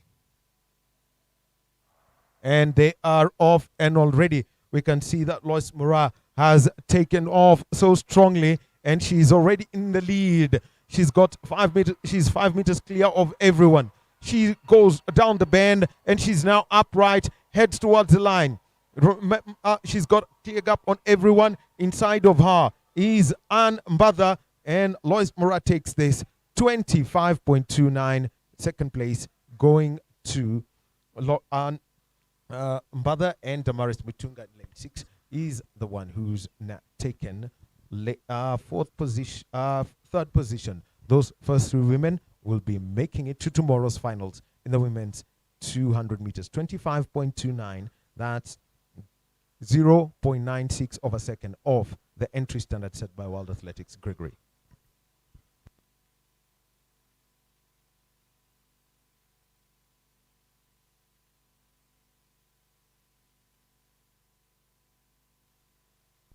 As we await for semi-final number 2, where we have Milka Wangui of Central, Okoth Praxides, Paradise Akinyi of Nyanza North. In lane number 2, lane number 3, we have Joy Masi Chebet of South Rift. Joy Akinyi coming in lane number 4, that is from Nairobi. Jacqueline Mikal of Southern in lane number 5. Sylvia Chelangat of Central Rift, lane number 6. Then there is Sarah Orobi from Nyanza South, and then Shamila Valerie of Nyanza North in lane 8. Those will be the participants, as you can see on your screens, preparing for the second semi-final, the 200 meters women. Well, talking about the women's 200 meters, you know, the new kids on the block, Shakari Richardson, tested positive for, get this, cannabis sativa. Actually, it was hilarious at one point, and also very disappointing. As we look at the timings, Lois Mora winning the first semi-final of the women's 200 meters in a time of 25.30 seconds. Ann Mbadha of Northern, 26.19. Damaris Mutunga, 26.30. Nelisha Etiang from Western, 26.90. Janice Machoka, 27.0. Nina Doye, 27.8. Gloria Mbula from Nairobi, 28.40. And then Irita Kengendo from Eastern, 31.10. Lois Mora and Ann Mbadha qualifying for tomorrow's final that will be held right here at Kasarani. You were talking about Shakari Richardson. Richardson.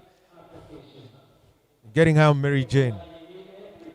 I mean, as an athlete, you should know what to take. Because looking at it, she actually had a very good race in the US trials.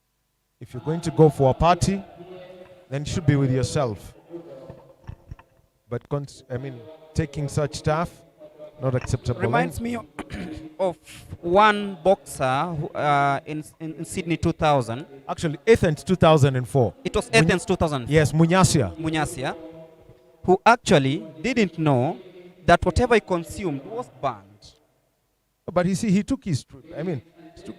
He simply tried to defend himself that he'd taken an energy drink that was high on caffeine, but we know he was chewing cat. You know that cathinoid stuff, the twigs, basically known as Bira in Kenya, known as cat elsewhere. Chewed that, stayed in the system. Basically, whatever you ingest stays in your system. In football, we have... don't. Are there even doping tests in football? I doubt. Yes, there's one who went to Umtata Bushbucks and... we know. Mr. Was a former Bandari player. Filippo Pio. Those are things we shouldn't be talking about, knowing that at the Under-20 World Championships, the doping control protocols will be heavy. And right now, with the code that was introduced by the World Anti-Doping Agency, the water code for 2021, their stakes are high. The bench, it's been set so high. The standards as to clean sport have been set so high. Personal responsibilities are so high. Any athlete who would be feigning ignorance would be in total trouble. Kenya is a category A country, which means that these athletes who are especially at senior level, have got to go through three tests.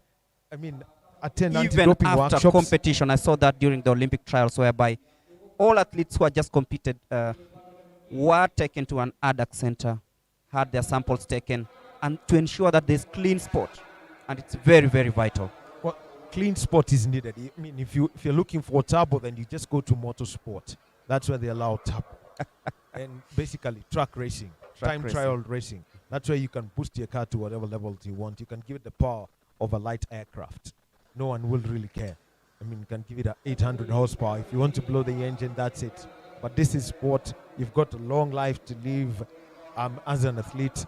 Make sure that you're clean, because the after effects of doping are crazy. Stories have been told. Damaged kidneys. You could have, internal organs getting damaged because you use substances. And careers cut short because of ignorance or choosing the shortcuts. If you're looking for shortcuts, then the only shortcut that you should have is an application to make videos. But anything else, nah. Say TikTok. No, not even TikTok. But that's the only one that should be allowed. So the athletes still waiting for the start of the women's 200 meters. Milka Wangoi from Central, lane 1. Paradise Akinyi from Nyanza in lane 2. Mercy Chebet from South Rift in lane 3. Joy Akinyi lane 4. Jacqueline Mikalo lane 5. Sylvia Chelagat lane 6. In 7 is Sarah Robi. And lane 8, Shamila Valerie from Nyanza.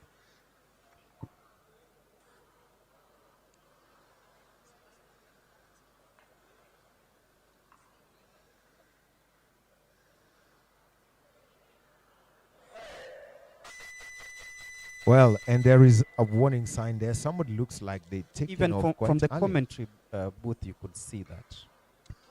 And that looks like lane. Are we taking a look at lane 3? This is Yes. Mercy Chebet. Mercy Chebet in lane 3. Definitely in trouble, I hope. Hopefully it's not the entire field that's being checked, but the track judges will match. And let's take a look at the movement. Well, across lane 4, lane 5, lane 6. It was lane. This is on to lane 7, lane 8. That's a long walk to. That's lane 8. Lane 8. Sorry, lane 7. Lane 7 is out. Lane 7. That is Sarah Robi. Sarah Robi. Of Nyanza South. So unfortunate, but we're down to 7. They will be careful. Remember, the reaction time that is allowed is 0.1 of a second or better. Anything faster than that, then it is considered a false start. And it is picked up by the blocks, communicated wirelessly to the starter's gun. And off they go. This time it's legitimate. And already in lane 3, we can see that Mercy Chebet has taken off and they go round the bend. But take a look at lane 6. We've got Sylvia Chelangat. She's holding on to it. She's quite front and clear of everyone. She's making her way towards the finish line. Slowing down. She's going backwards as we see Mercy Chebet trying to gain on. But it's a finish coming in 25.2, 24.35, the entry standard that is required. 0.85 seconds slower than the required entry standard. Coming in from Sylvia Chelangat in lane 6, representing Central Rift. Taking second place in lane 3, Mercy Chebet. And those are the top 2. And they will all be making their presence felt in tomorrow's final. And Gregory will be taking you through the action on a daily basis for that. As we await for the official timings, we have the 200 men semi-final number 1 lined up next. Joshua Mamba from Nyanza North, Samuel Kibet, Central Rift, Sid Marcus of Nairobi, Kelvin Muriuki, Eastern, Jonathan Mutua, Southern, Taris Orogot, the hot shot in lane number 6. Then there is Nelson Lucen of the universities and Delvis Cheriot of Central Rift. The qualification time set is 21.38 seconds. That is for the men 200 meters. Whoever attains that definitely is in line to representing the country in the World Under-20 Championships. As we can see, the athletes coming out of the dugout. Actually, there are 6, not 8 as it was expected. 6 athletes will be competing for the top 2 positions in the men 200 meters semi-final number 1 that will be starting in a few minutes time.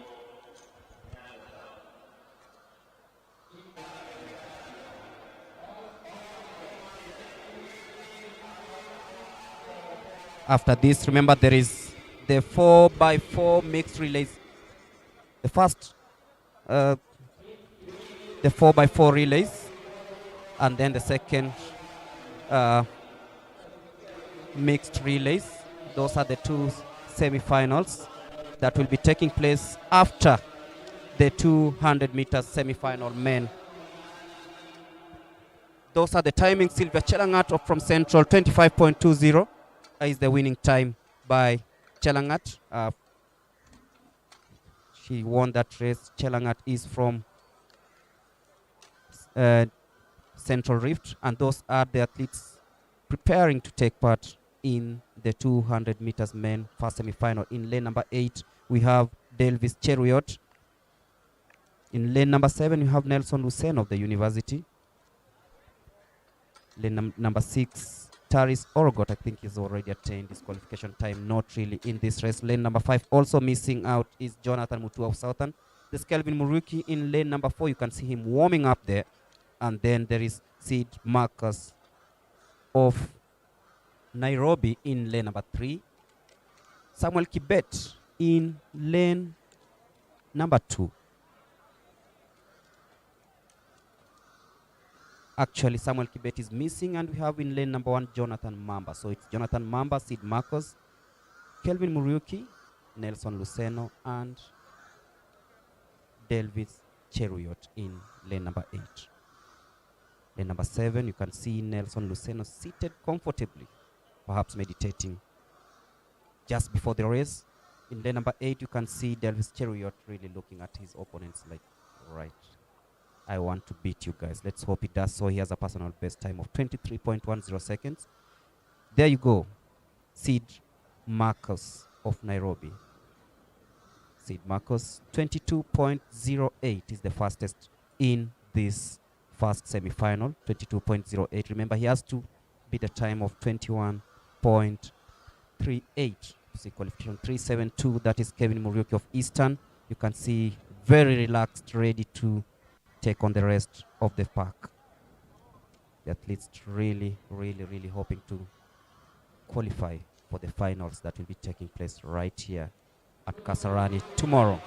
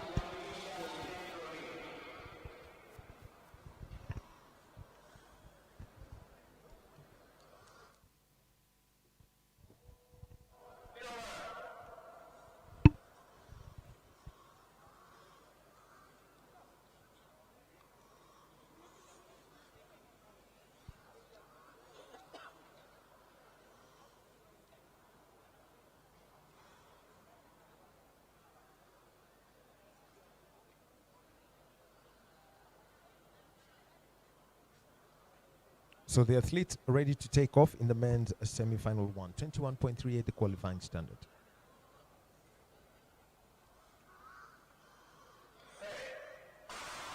And off they go. And already getting into that straight, Sid Marcus. He surged forward as he goes round the bend. How fast can he go? And he's leading. This is quite a strong run from him. And 2 lanes outside of him. We have got Jonathan Mutua. Sid Marcus, he makes his run towards that finish line. 21.86. Just half a second outside of the entry standard. And this is semi-final one of the men's 200 meters. Taking second place was Kelvin Morioki of Eastern. Jonathan Mutua from Southern. He was 2 lanes outside of him. So tomorrow, let's see how fast Sid Marcus can run and see if he's going to make it to the 200-meter race. And this is by direct entry.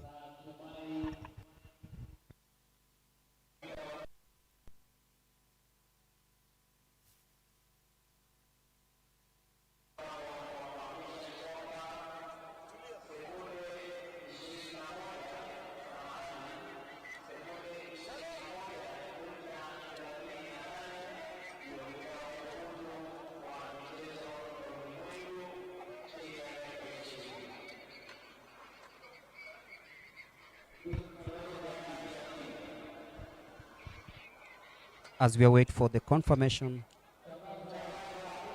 here comes the second men semi-final number 2. Kennedy Mutisia of Southern in lane number 2. Elkanah Kiprotich of Nyanza South in lane number 3. There is Joshua Ndombi again in lane number 4. He's really taken part in many events here, Joshua Ndombi. There's Sylvester Simi of North Rift in lane number 5. Edwin Omondi of Nairobi, having been disqualified in the 400 meters, it comes into the 200 meters in lane number 6. There is Evans Kipyagon Koech of South Rift in lane number 7, and Joseph Moore. As our live pictures there show that missing out is lane number 6 and 7. That is Edwin Omondi and Evans Kipyagon Koech. That means we'll have Kennedy Mutisia, Elkanah Kiprotich, Joshua Ndombi, Sylvester Simiu, and Joseph Muya of Southern battling out for qualification. Who will beat Sid Marcus' time of 21.83 seconds set in the first semi-final? Joshua Mamba, Samuel Kibet,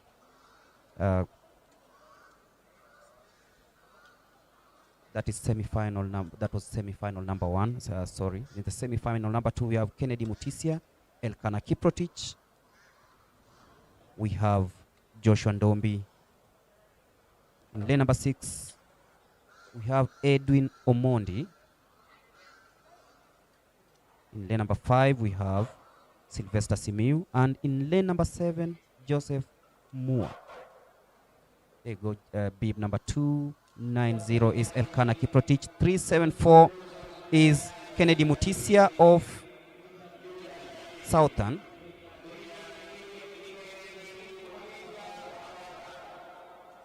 There you go, Kennedy Mutisia. Elkanah Kiprotich.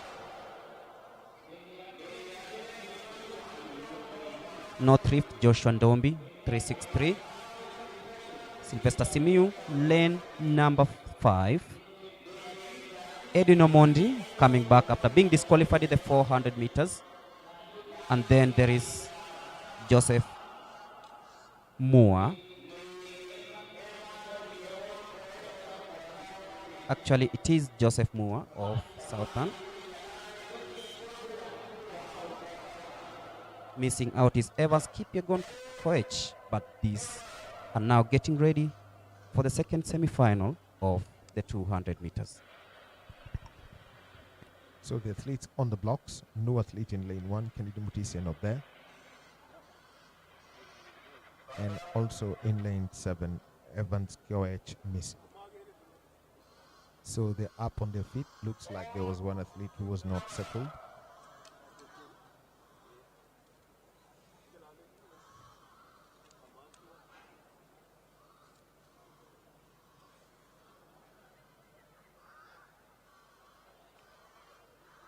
Back to the blocks. Kiprotich, Ndombi, Simiu, Omondi, Moore.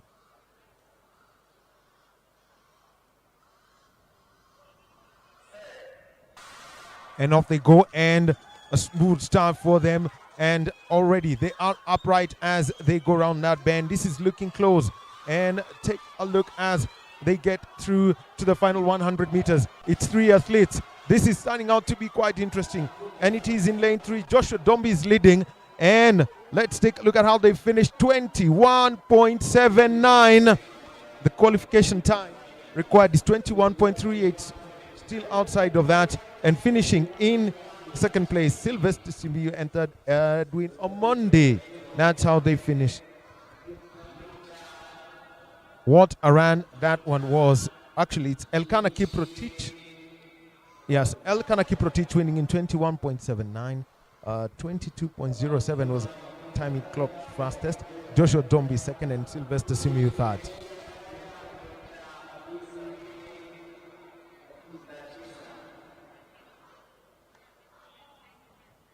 Well, what a run that one was. Coming in from those athletes, Gregory. Quite a fast-paced run in the 200 meters. And on your screens, I can see a few dignitaries from the Athletics Kenya and the Ministry of Sports. But we are here. Tomorrow's final will be very, very, very, very competitive as we wait for the 4x400 meters relays mixed.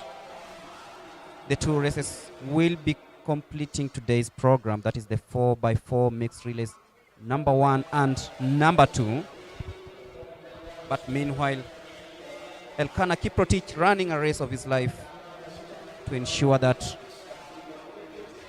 he finishes top of the second semi-final of the 200 meters men.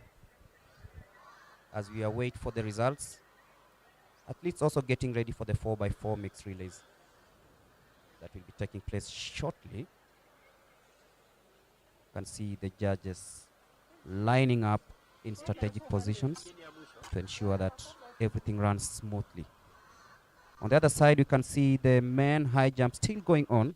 I'll be getting the long jump still going on. Sorry, pardon me. It's the long jump. Are you laying flat? So that just looks like.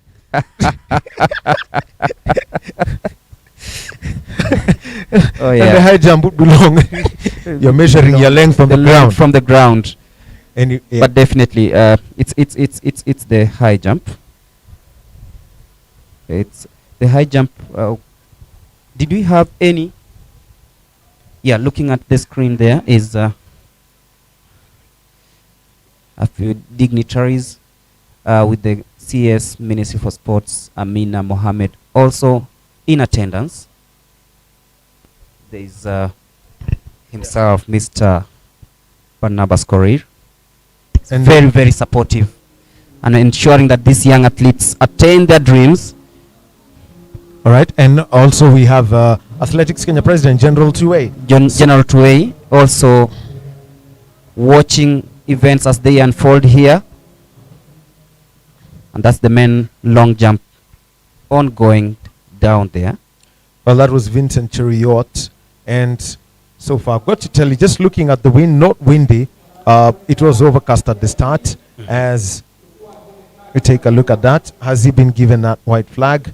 Taking a look at it, they're taking a close look at the plasticine. Wow. Where did he jump from? Just looking, no, take a look at where they're doing the measurement from. It's crazy. It's crazy. I mean, you've got to do it at the board. That's where they would count it from. We need an electronic We need that electronic equipment down there. That's a standard that's used across the world. Kenya is an A country in athletics. Our officiating should also be at A level. I mean, should be A standard. I've been going through the Athletics Kenya Twitter handle. Yesterday, Levi Kibet, after winning the 5,000 meter semi-final, says that he's ready to represent the country and improve performances from last time. Zedi Chesire also was the winner. But then there was Da Ziv Nya Jemeli, who qualified for the high jump finals at the World Athletics Under 20 trials at Kasarani yesterday. She's based in the United States. One of the star performers on day one, Da Ziv Nya Jemeli.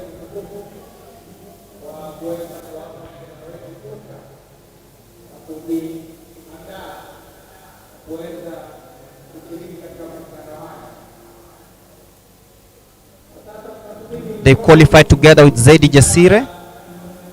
Zedi Chesire. They also qualified for the World Under 20 Championships that will be held right here from the 17th. And those are the timings. Elkanah Kiprotich 21.80, Joshua Ndombi 21.90, Sylvester Simiu 22.10, Edwin Omondi 22.80. Then there's Kennedy Mutisia and Kipyegon, who did not start. Those are the results of the 200 meters men semi-final number 2. Wind assist plus 0.2. That means that Elkanah Kiprotich emerges winner of hit 2, semi-final number 2 on 21.80. Joshua Ndombi 21.90. Sylvester Simiu coming in third, 21.10. Meanwhile, as we prepare for the 4x4 mixed relays number 1,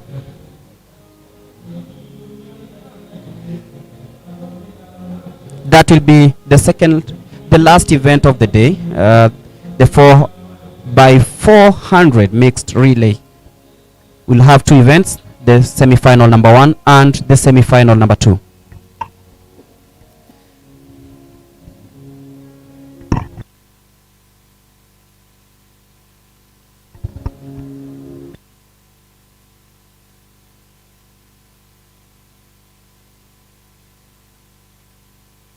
Remember, tomorrow is the final day, whereby we'll have major finals take place, and then this squad selected to represent the country in the World Under 20 Athletics Championships to be held in Nairobi. So beautiful pictures there of the dignitaries and officials from the Athletics Kenya, the Ministry of Sports, gracing the occasion here. Remember, we started yesterday, Thursday, July the 1st, and then we are in day 2. As you can see, also the men long jump currently ongoing down there. Just to give you the results once again, the 200 men semi-final number 2, Elkanah Kiprotich of Nyanza, winning in a time of 21.80 seconds. Joshua Ndombi from Northern 21.90, Sylvester Simiu 22.10, Edwin Omondi of Nairobi 22.80, Joseph Mua of South 23.30, Kennedy Mutisia 23.80, and then Edwin Kipyegon Koech did not start.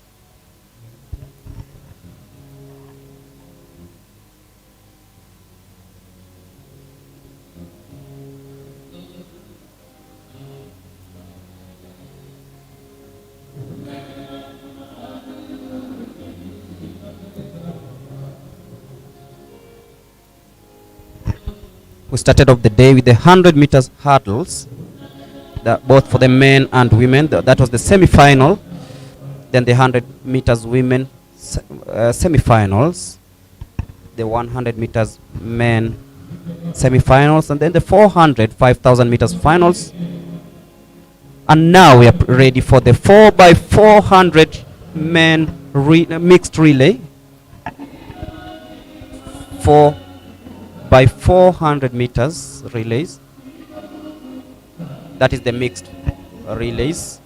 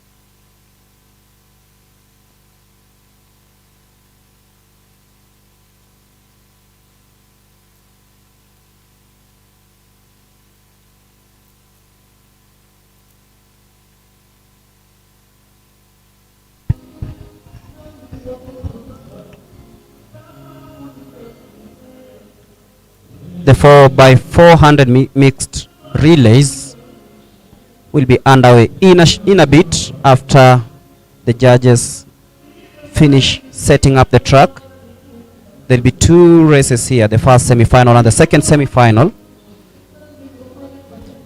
Remember, this is day number 2 of the national trials for the under 20 athletics championships, happening here at the Moi International Sports Center, Kasarani in Nairobi. Quite sunny today, unlike yesterday where we had temperatures drop, especially in the afternoon, and showers witnessed in a few parts of the country. So if you're planning to come to Nairobi, make sure that you're braced for both warmth and cold.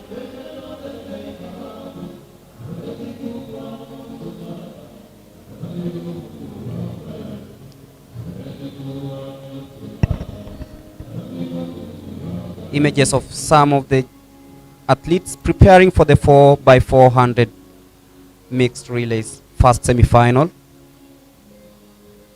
Remember, both racing representing their regions rather. There's a clear track of the Moi International Sports Center, Kasarani. Remember, it hosted the World Under 17 Athletics Championships. That was in 2017 in a fully packed Kasarani, but right now things are quite different to Ahome. No fans allowed in the stadium. Well, the protocols are the same that would be applied at the under 20 championships. It's quite simple. The testing that has gone through, people have had to go through, including the team that's covering this, so it's quite clear. And we take a look at the long jump and waiting for an indication, and the white flag has gone up. That's a legitimate jump. And the entry standard for the long jump, 7:58. And taking a look at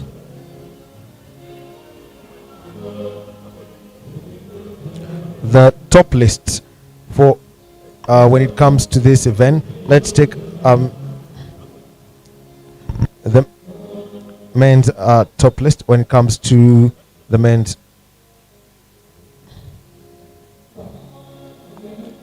long jump. 7.9 by Brazil's Gabriel Luiz Boza. This is for the under 20, and all with legit wind. There's Oliver Koletsko of Germany. He's got a 7.9. That's world class by any standard. And for all these athletes, and with the entry standard set at 7.58, considering all those athletes who are here, only so far only 20 athletes have made that. And we've got Jason Donovan Tito from South Africa. Is one of those athletes who's met that mark. All the others are from Japan, Italy, the United States, France, and China, and one Brazilian. So 2 Germans, Oliver Koletsko and Simon Bartz. We can expect to see them here. From Brazil, Gabriel Luiz Boza, that will be the outright favorite. Set it on the 1st of May. He's only 18 years old. And we've got Jordan Turner from Jamaica, expecting to see him here. Wagwan Jamaica. That's what we would say. As we continue with this break, as the stadium DJ plays out the music, 12 should be starting now. The mixed 4x400 meter mixed relays 1 and 2. And those will be the last events of the day. The entry standard for the mixed relay has not been set. No standard for the 4x100 meter relay and the 4x400 meter relay for the men and women, and no standard for the mixed relay. And taking you through the entry rules for this championship, only athletes aged 16, 17, 18 or 19 by December 2020, that's born 2001 up to 2004, may complete. And remember, the maximum number of events in which an youth athlete can compete is 2 individual events plus 1 of the relays. If the 2 individual events are the track events, only one of them may be longer than the 200 meters. A maximum of 2 athletes from one member association for example, Athletics Kenya or USA Track and Field, and can compete in each event, and that's with the exception of the relays. 3 athletes can initially be entered per event, provided each has achieved the entry standard, but only 2 will be allowed to compete. So members who have no male or female qualified athletes may enter one unqualified athlete or male athlete, or one unqualified female athlete in one of the championship events, with the exception of the field events, the combined events, the 5,000 meters and the 3,000 meters steeplechase. So members who have no qualified athletes but whose best athlete excels in a field event may put that. And if the host country of the World Under 20 Championship does not have an athlete qualified in the event, it may enter one athlete in this event, and this is without the entry standard, which means that in the 100 meters, no athlete meets the entry standard, only one Kenyan will be entered, the same with the 200 meters and for most of the field events. So remember that the entry standards have had to be revised, and this was because of the coronavirus pandemic, which saw everything in the world delayed by a year.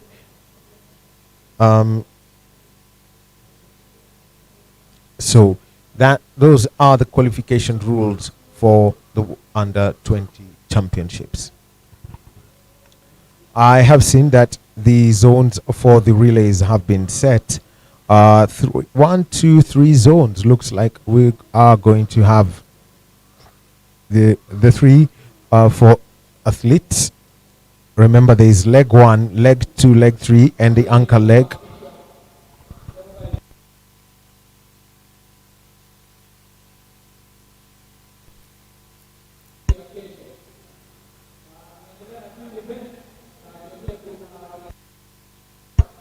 So, no 4x400 mixed relay, Gregory. We saw that yesterday in the 3,000 meter steeplechase women. There were no semi-finals, and each athlete was given a bye to participate in the final, which is okay. Perhaps there are factors they've considered before making that decision, but that means we'll be watching out for the field events that are remaining to see who qualifies, especially in the long jump that is currently going on just on our left side of the stadium.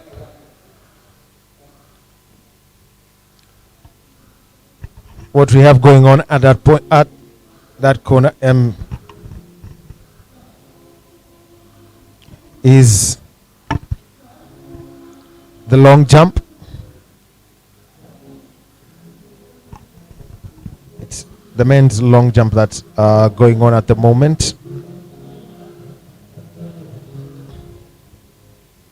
As the VIP tires, you can see the Cabinet Secretary for Sport, Ambassador Amina Mohammed. She is in attendance today.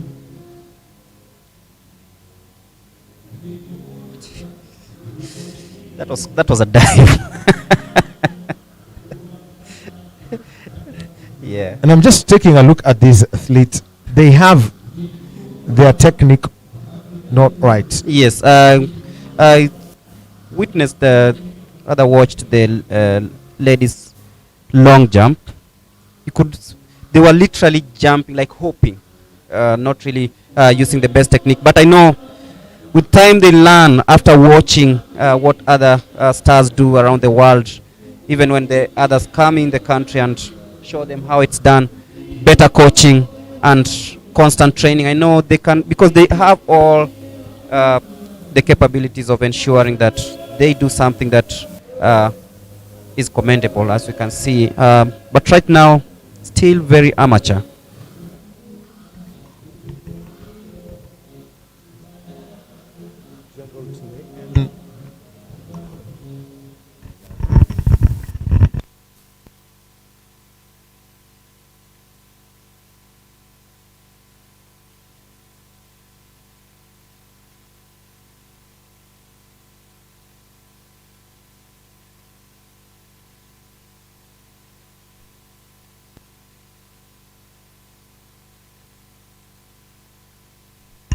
Well, that jump that we saw there, that was good, but he has been red flagged. Yes, stepped on the plasticine.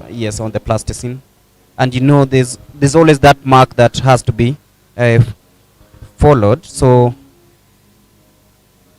that means that he has 3 tries before he's disqualified. Have to be looking at the number of jumps that they've got to take. Usually there are 6 before they whittle down the number. Meaning tomorrow, or it will be an all final day. Well, Hilary Kipchirchir is on the runway. The athletes have got just a little time, you know, to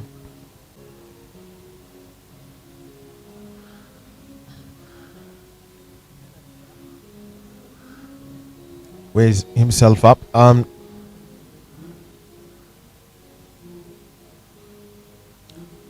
Makes his approach towards that board, and he does jump and gets up and runs. That jump is legitimate from Kipchirchir.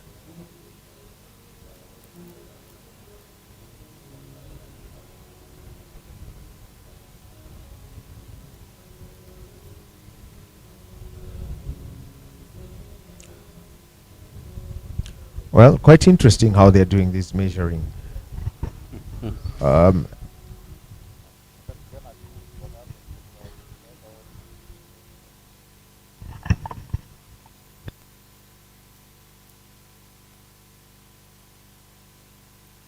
It's, I've got to say, one big jump, and the distance that's been that they are using, they've got still about another meter from the board that they're using to get that distance correct.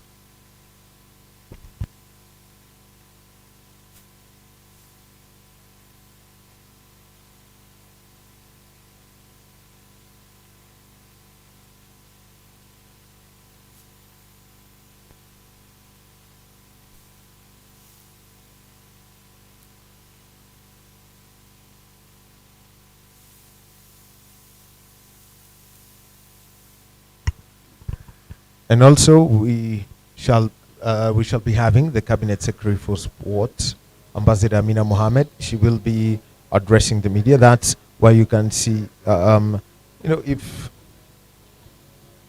Alan, the director, you know, could just give us a picture as we see the preparations for that interview. That's just the address by the Cabinet Secretary for Sport, Ambassador Amina Mohammed. This is a test run, and remember that the under-20 championships fully funded by the government of Kenya, and in a short while we shall have Ambassador Amina Mohammed speaking. So that's why all the journalists have taken up that position.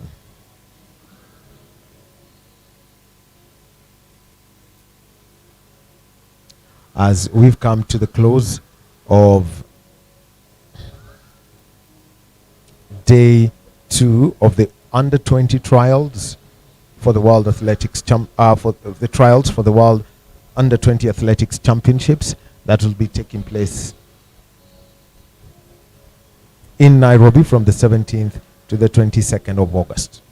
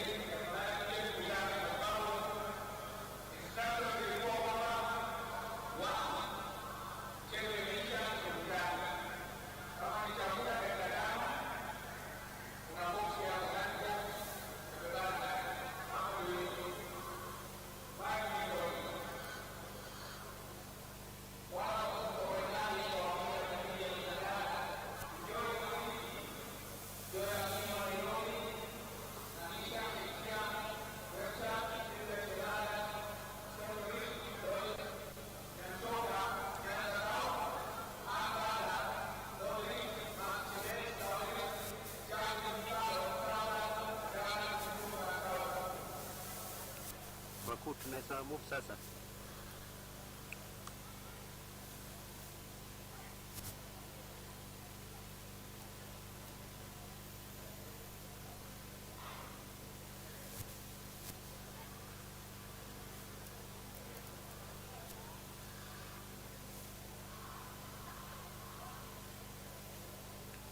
Alan, let's move.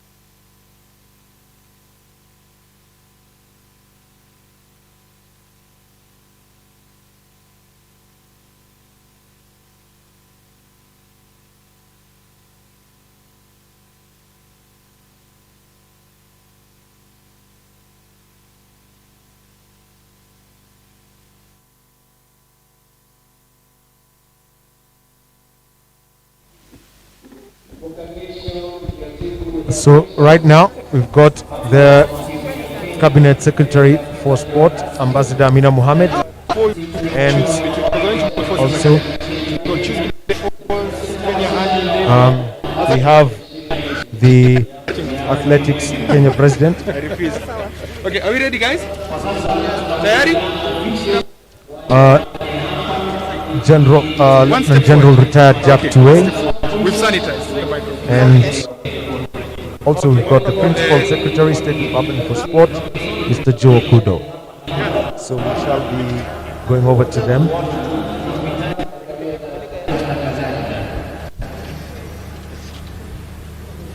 So they are just ready to address the members of both estates who are at the meeting zone.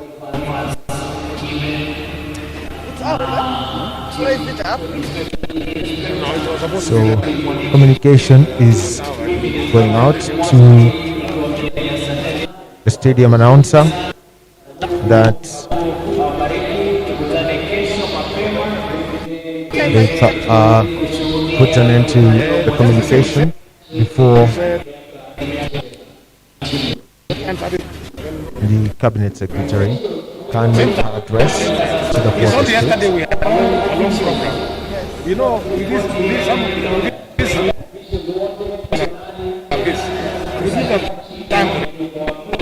to warm up in the morning so that they can warm up properly. Then do the so they are, you don't you finish, you know, you need to finish at okay. And you travel from the farm. Yeah. So they need to relax. Yeah, it's very true. You guys are we ready?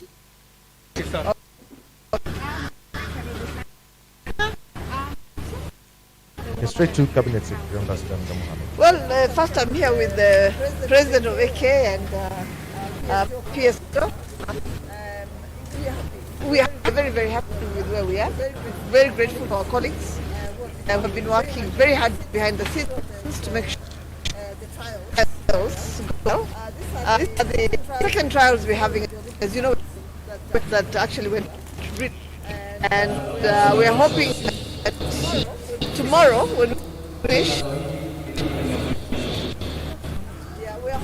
I hope tomorrow when we finish we will have our ready for the World Under 20 and immediately they finish we will then start for them to go into as soon as the Olympic team leaves. So they will take over the spaces that the Olympic team is.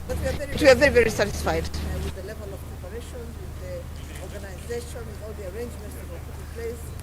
And we're also very happy with what we've seen, because I think the athletes are within the range that is required for them to participate in the World Olympics. Thank you.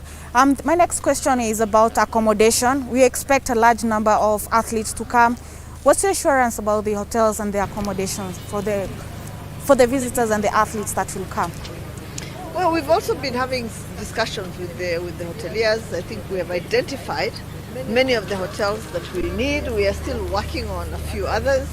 And I think that by the end of next week, everything will be concluded. As you know, we started a signing ceremony the other day. That was just the beginning. Today we had a very, very insightful meeting with the hoteliers. It was a virtual meeting, but I think both me and the PS were really pleased with how that meeting went, with the support that we are getting from the hoteliers and the promises and pledges that they have made to us. We are working on getting out a communique on the discussions that we had to just clearly identify where responsibilities lay for each one of us. And so hopefully we'll be able to give you that communique next week, early next week, because obviously it's something that we're both working on. But we're happy also that the hotels have been very forthcoming, that they're willing to take on the additional work and effort of making sure that all our protocols, medical protocols, are fully deployed, and that the flow of athletes, right, is carefully coordinated, and the program that is in place is coherent enough for anybody to understand. So we're also quite happy with that. How far are we in preparations for the actual event in August? Well, I think we are ahead of schedule. Yeah, I think we're ahead of schedule. The trials are key, obviously. The hotels are important. But we also have the list of countries and teams that will be coming, and we are really pleased and encouraged that in fact we have a larger number of teams coming for the World Under 20 than are going for the Olympics. Yeah, and I think that's a good indication of where we are, just in terms of a sports destination and the level of comfort that the international community has in coming for events in our country. So I think that's a very good indicator and signal to us that what we are doing is being appreciated across the world, and that we must continue working just as hard as we have to make sure that we can attract many more events to our country. Thank you so much. Thank you.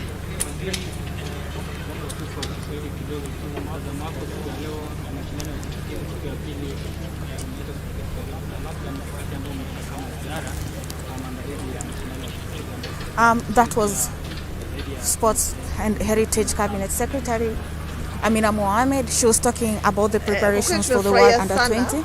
She's saying that Kenya is expecting a bigger number than the one that is going for the Tokyo Olympics Games.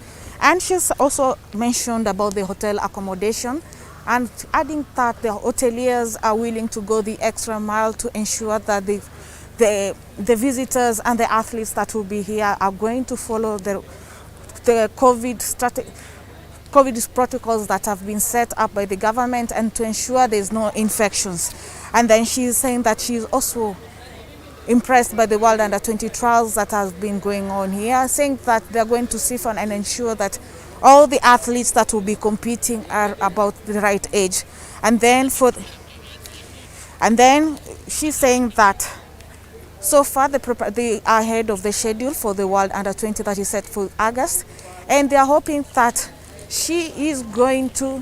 the LOC is okay with the preparations. Over to you, Wahome and Greg.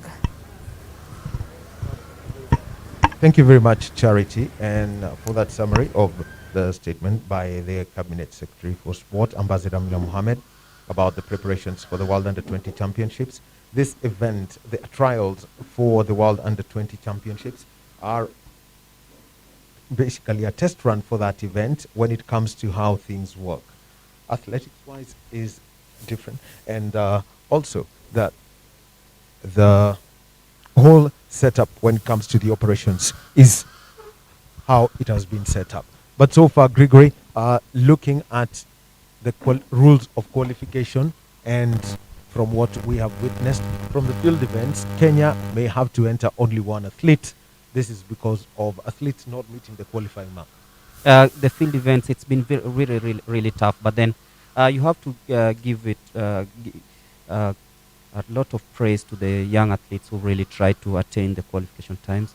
Looking in the high jump, we have 2 lady athletes that will be representing the country in the World Under 20 Championships, and that shows you there's progress. But then looking at the long jump, we still have a long way to go. I think the technique, as we were talking before, as you were saying, that the technique used in the long jump is still not the best, but there's always room for improvement. In the sprints, we've seen some of the athletes almost attaining the qualification times. I know tomorrow it will be very pulsating in the finals of the 200 meters, the 100 meters. But then we are sure about good returns in the midland and long distances, as we've witnessed in the trials here in the last 2 days. It's really been amazing. But then tomorrow promises plenty of action. Many people will be looking with keen interest at who will be making it to the squad for the World Under 20 Championship. That is Team Kenya. Well, remember that the rules dictate that it is only 2 athletes per event who are going to be entered. A maximum of 3 can be registered by any member association. So Kenya can take a look at the 3 who are there, but the 2 will be picked, will be there, and they will get into bubble camp. So, and as we wind up, remember tomorrow, join Gregory Mulemi. He's going to be your commentator for the finals. And a big thanks to our camera team. We've got Dan Wanga, Victor Koro, Kelvin Kandie, Cosmos Wop, Alan Kibet, our director, Stanley Magut, our producer. They've made sure that you get to watch this live on Athletics Kenya Live At trackside, we've had Charity Wanja, and also at Athletics Kenya, from Athletics Kenya Television, our partners, Safaricom, Coca-Cola, the Ministry of Sports, Culture and Heritage. We've got to thank them to Sports Kenya, who are under that ministry, the Sports and Social Development Fund, who funded this, made this all possible. We want to say thank you to them, and join us tomorrow for the final. Actually, join Gregory tomorrow. He's going to end the team tomorrow. They're going to be taking you through the final as Kenya select a team for the World Under-20 Championships that's going to be taking place at this very stadium, the Moi International Sports Center, Kasarani, from the 17th to the 22nd of August. I'm Daniel Wahome. I'm out. I'm Greg Molimi. See you tomorrow, same place, same time.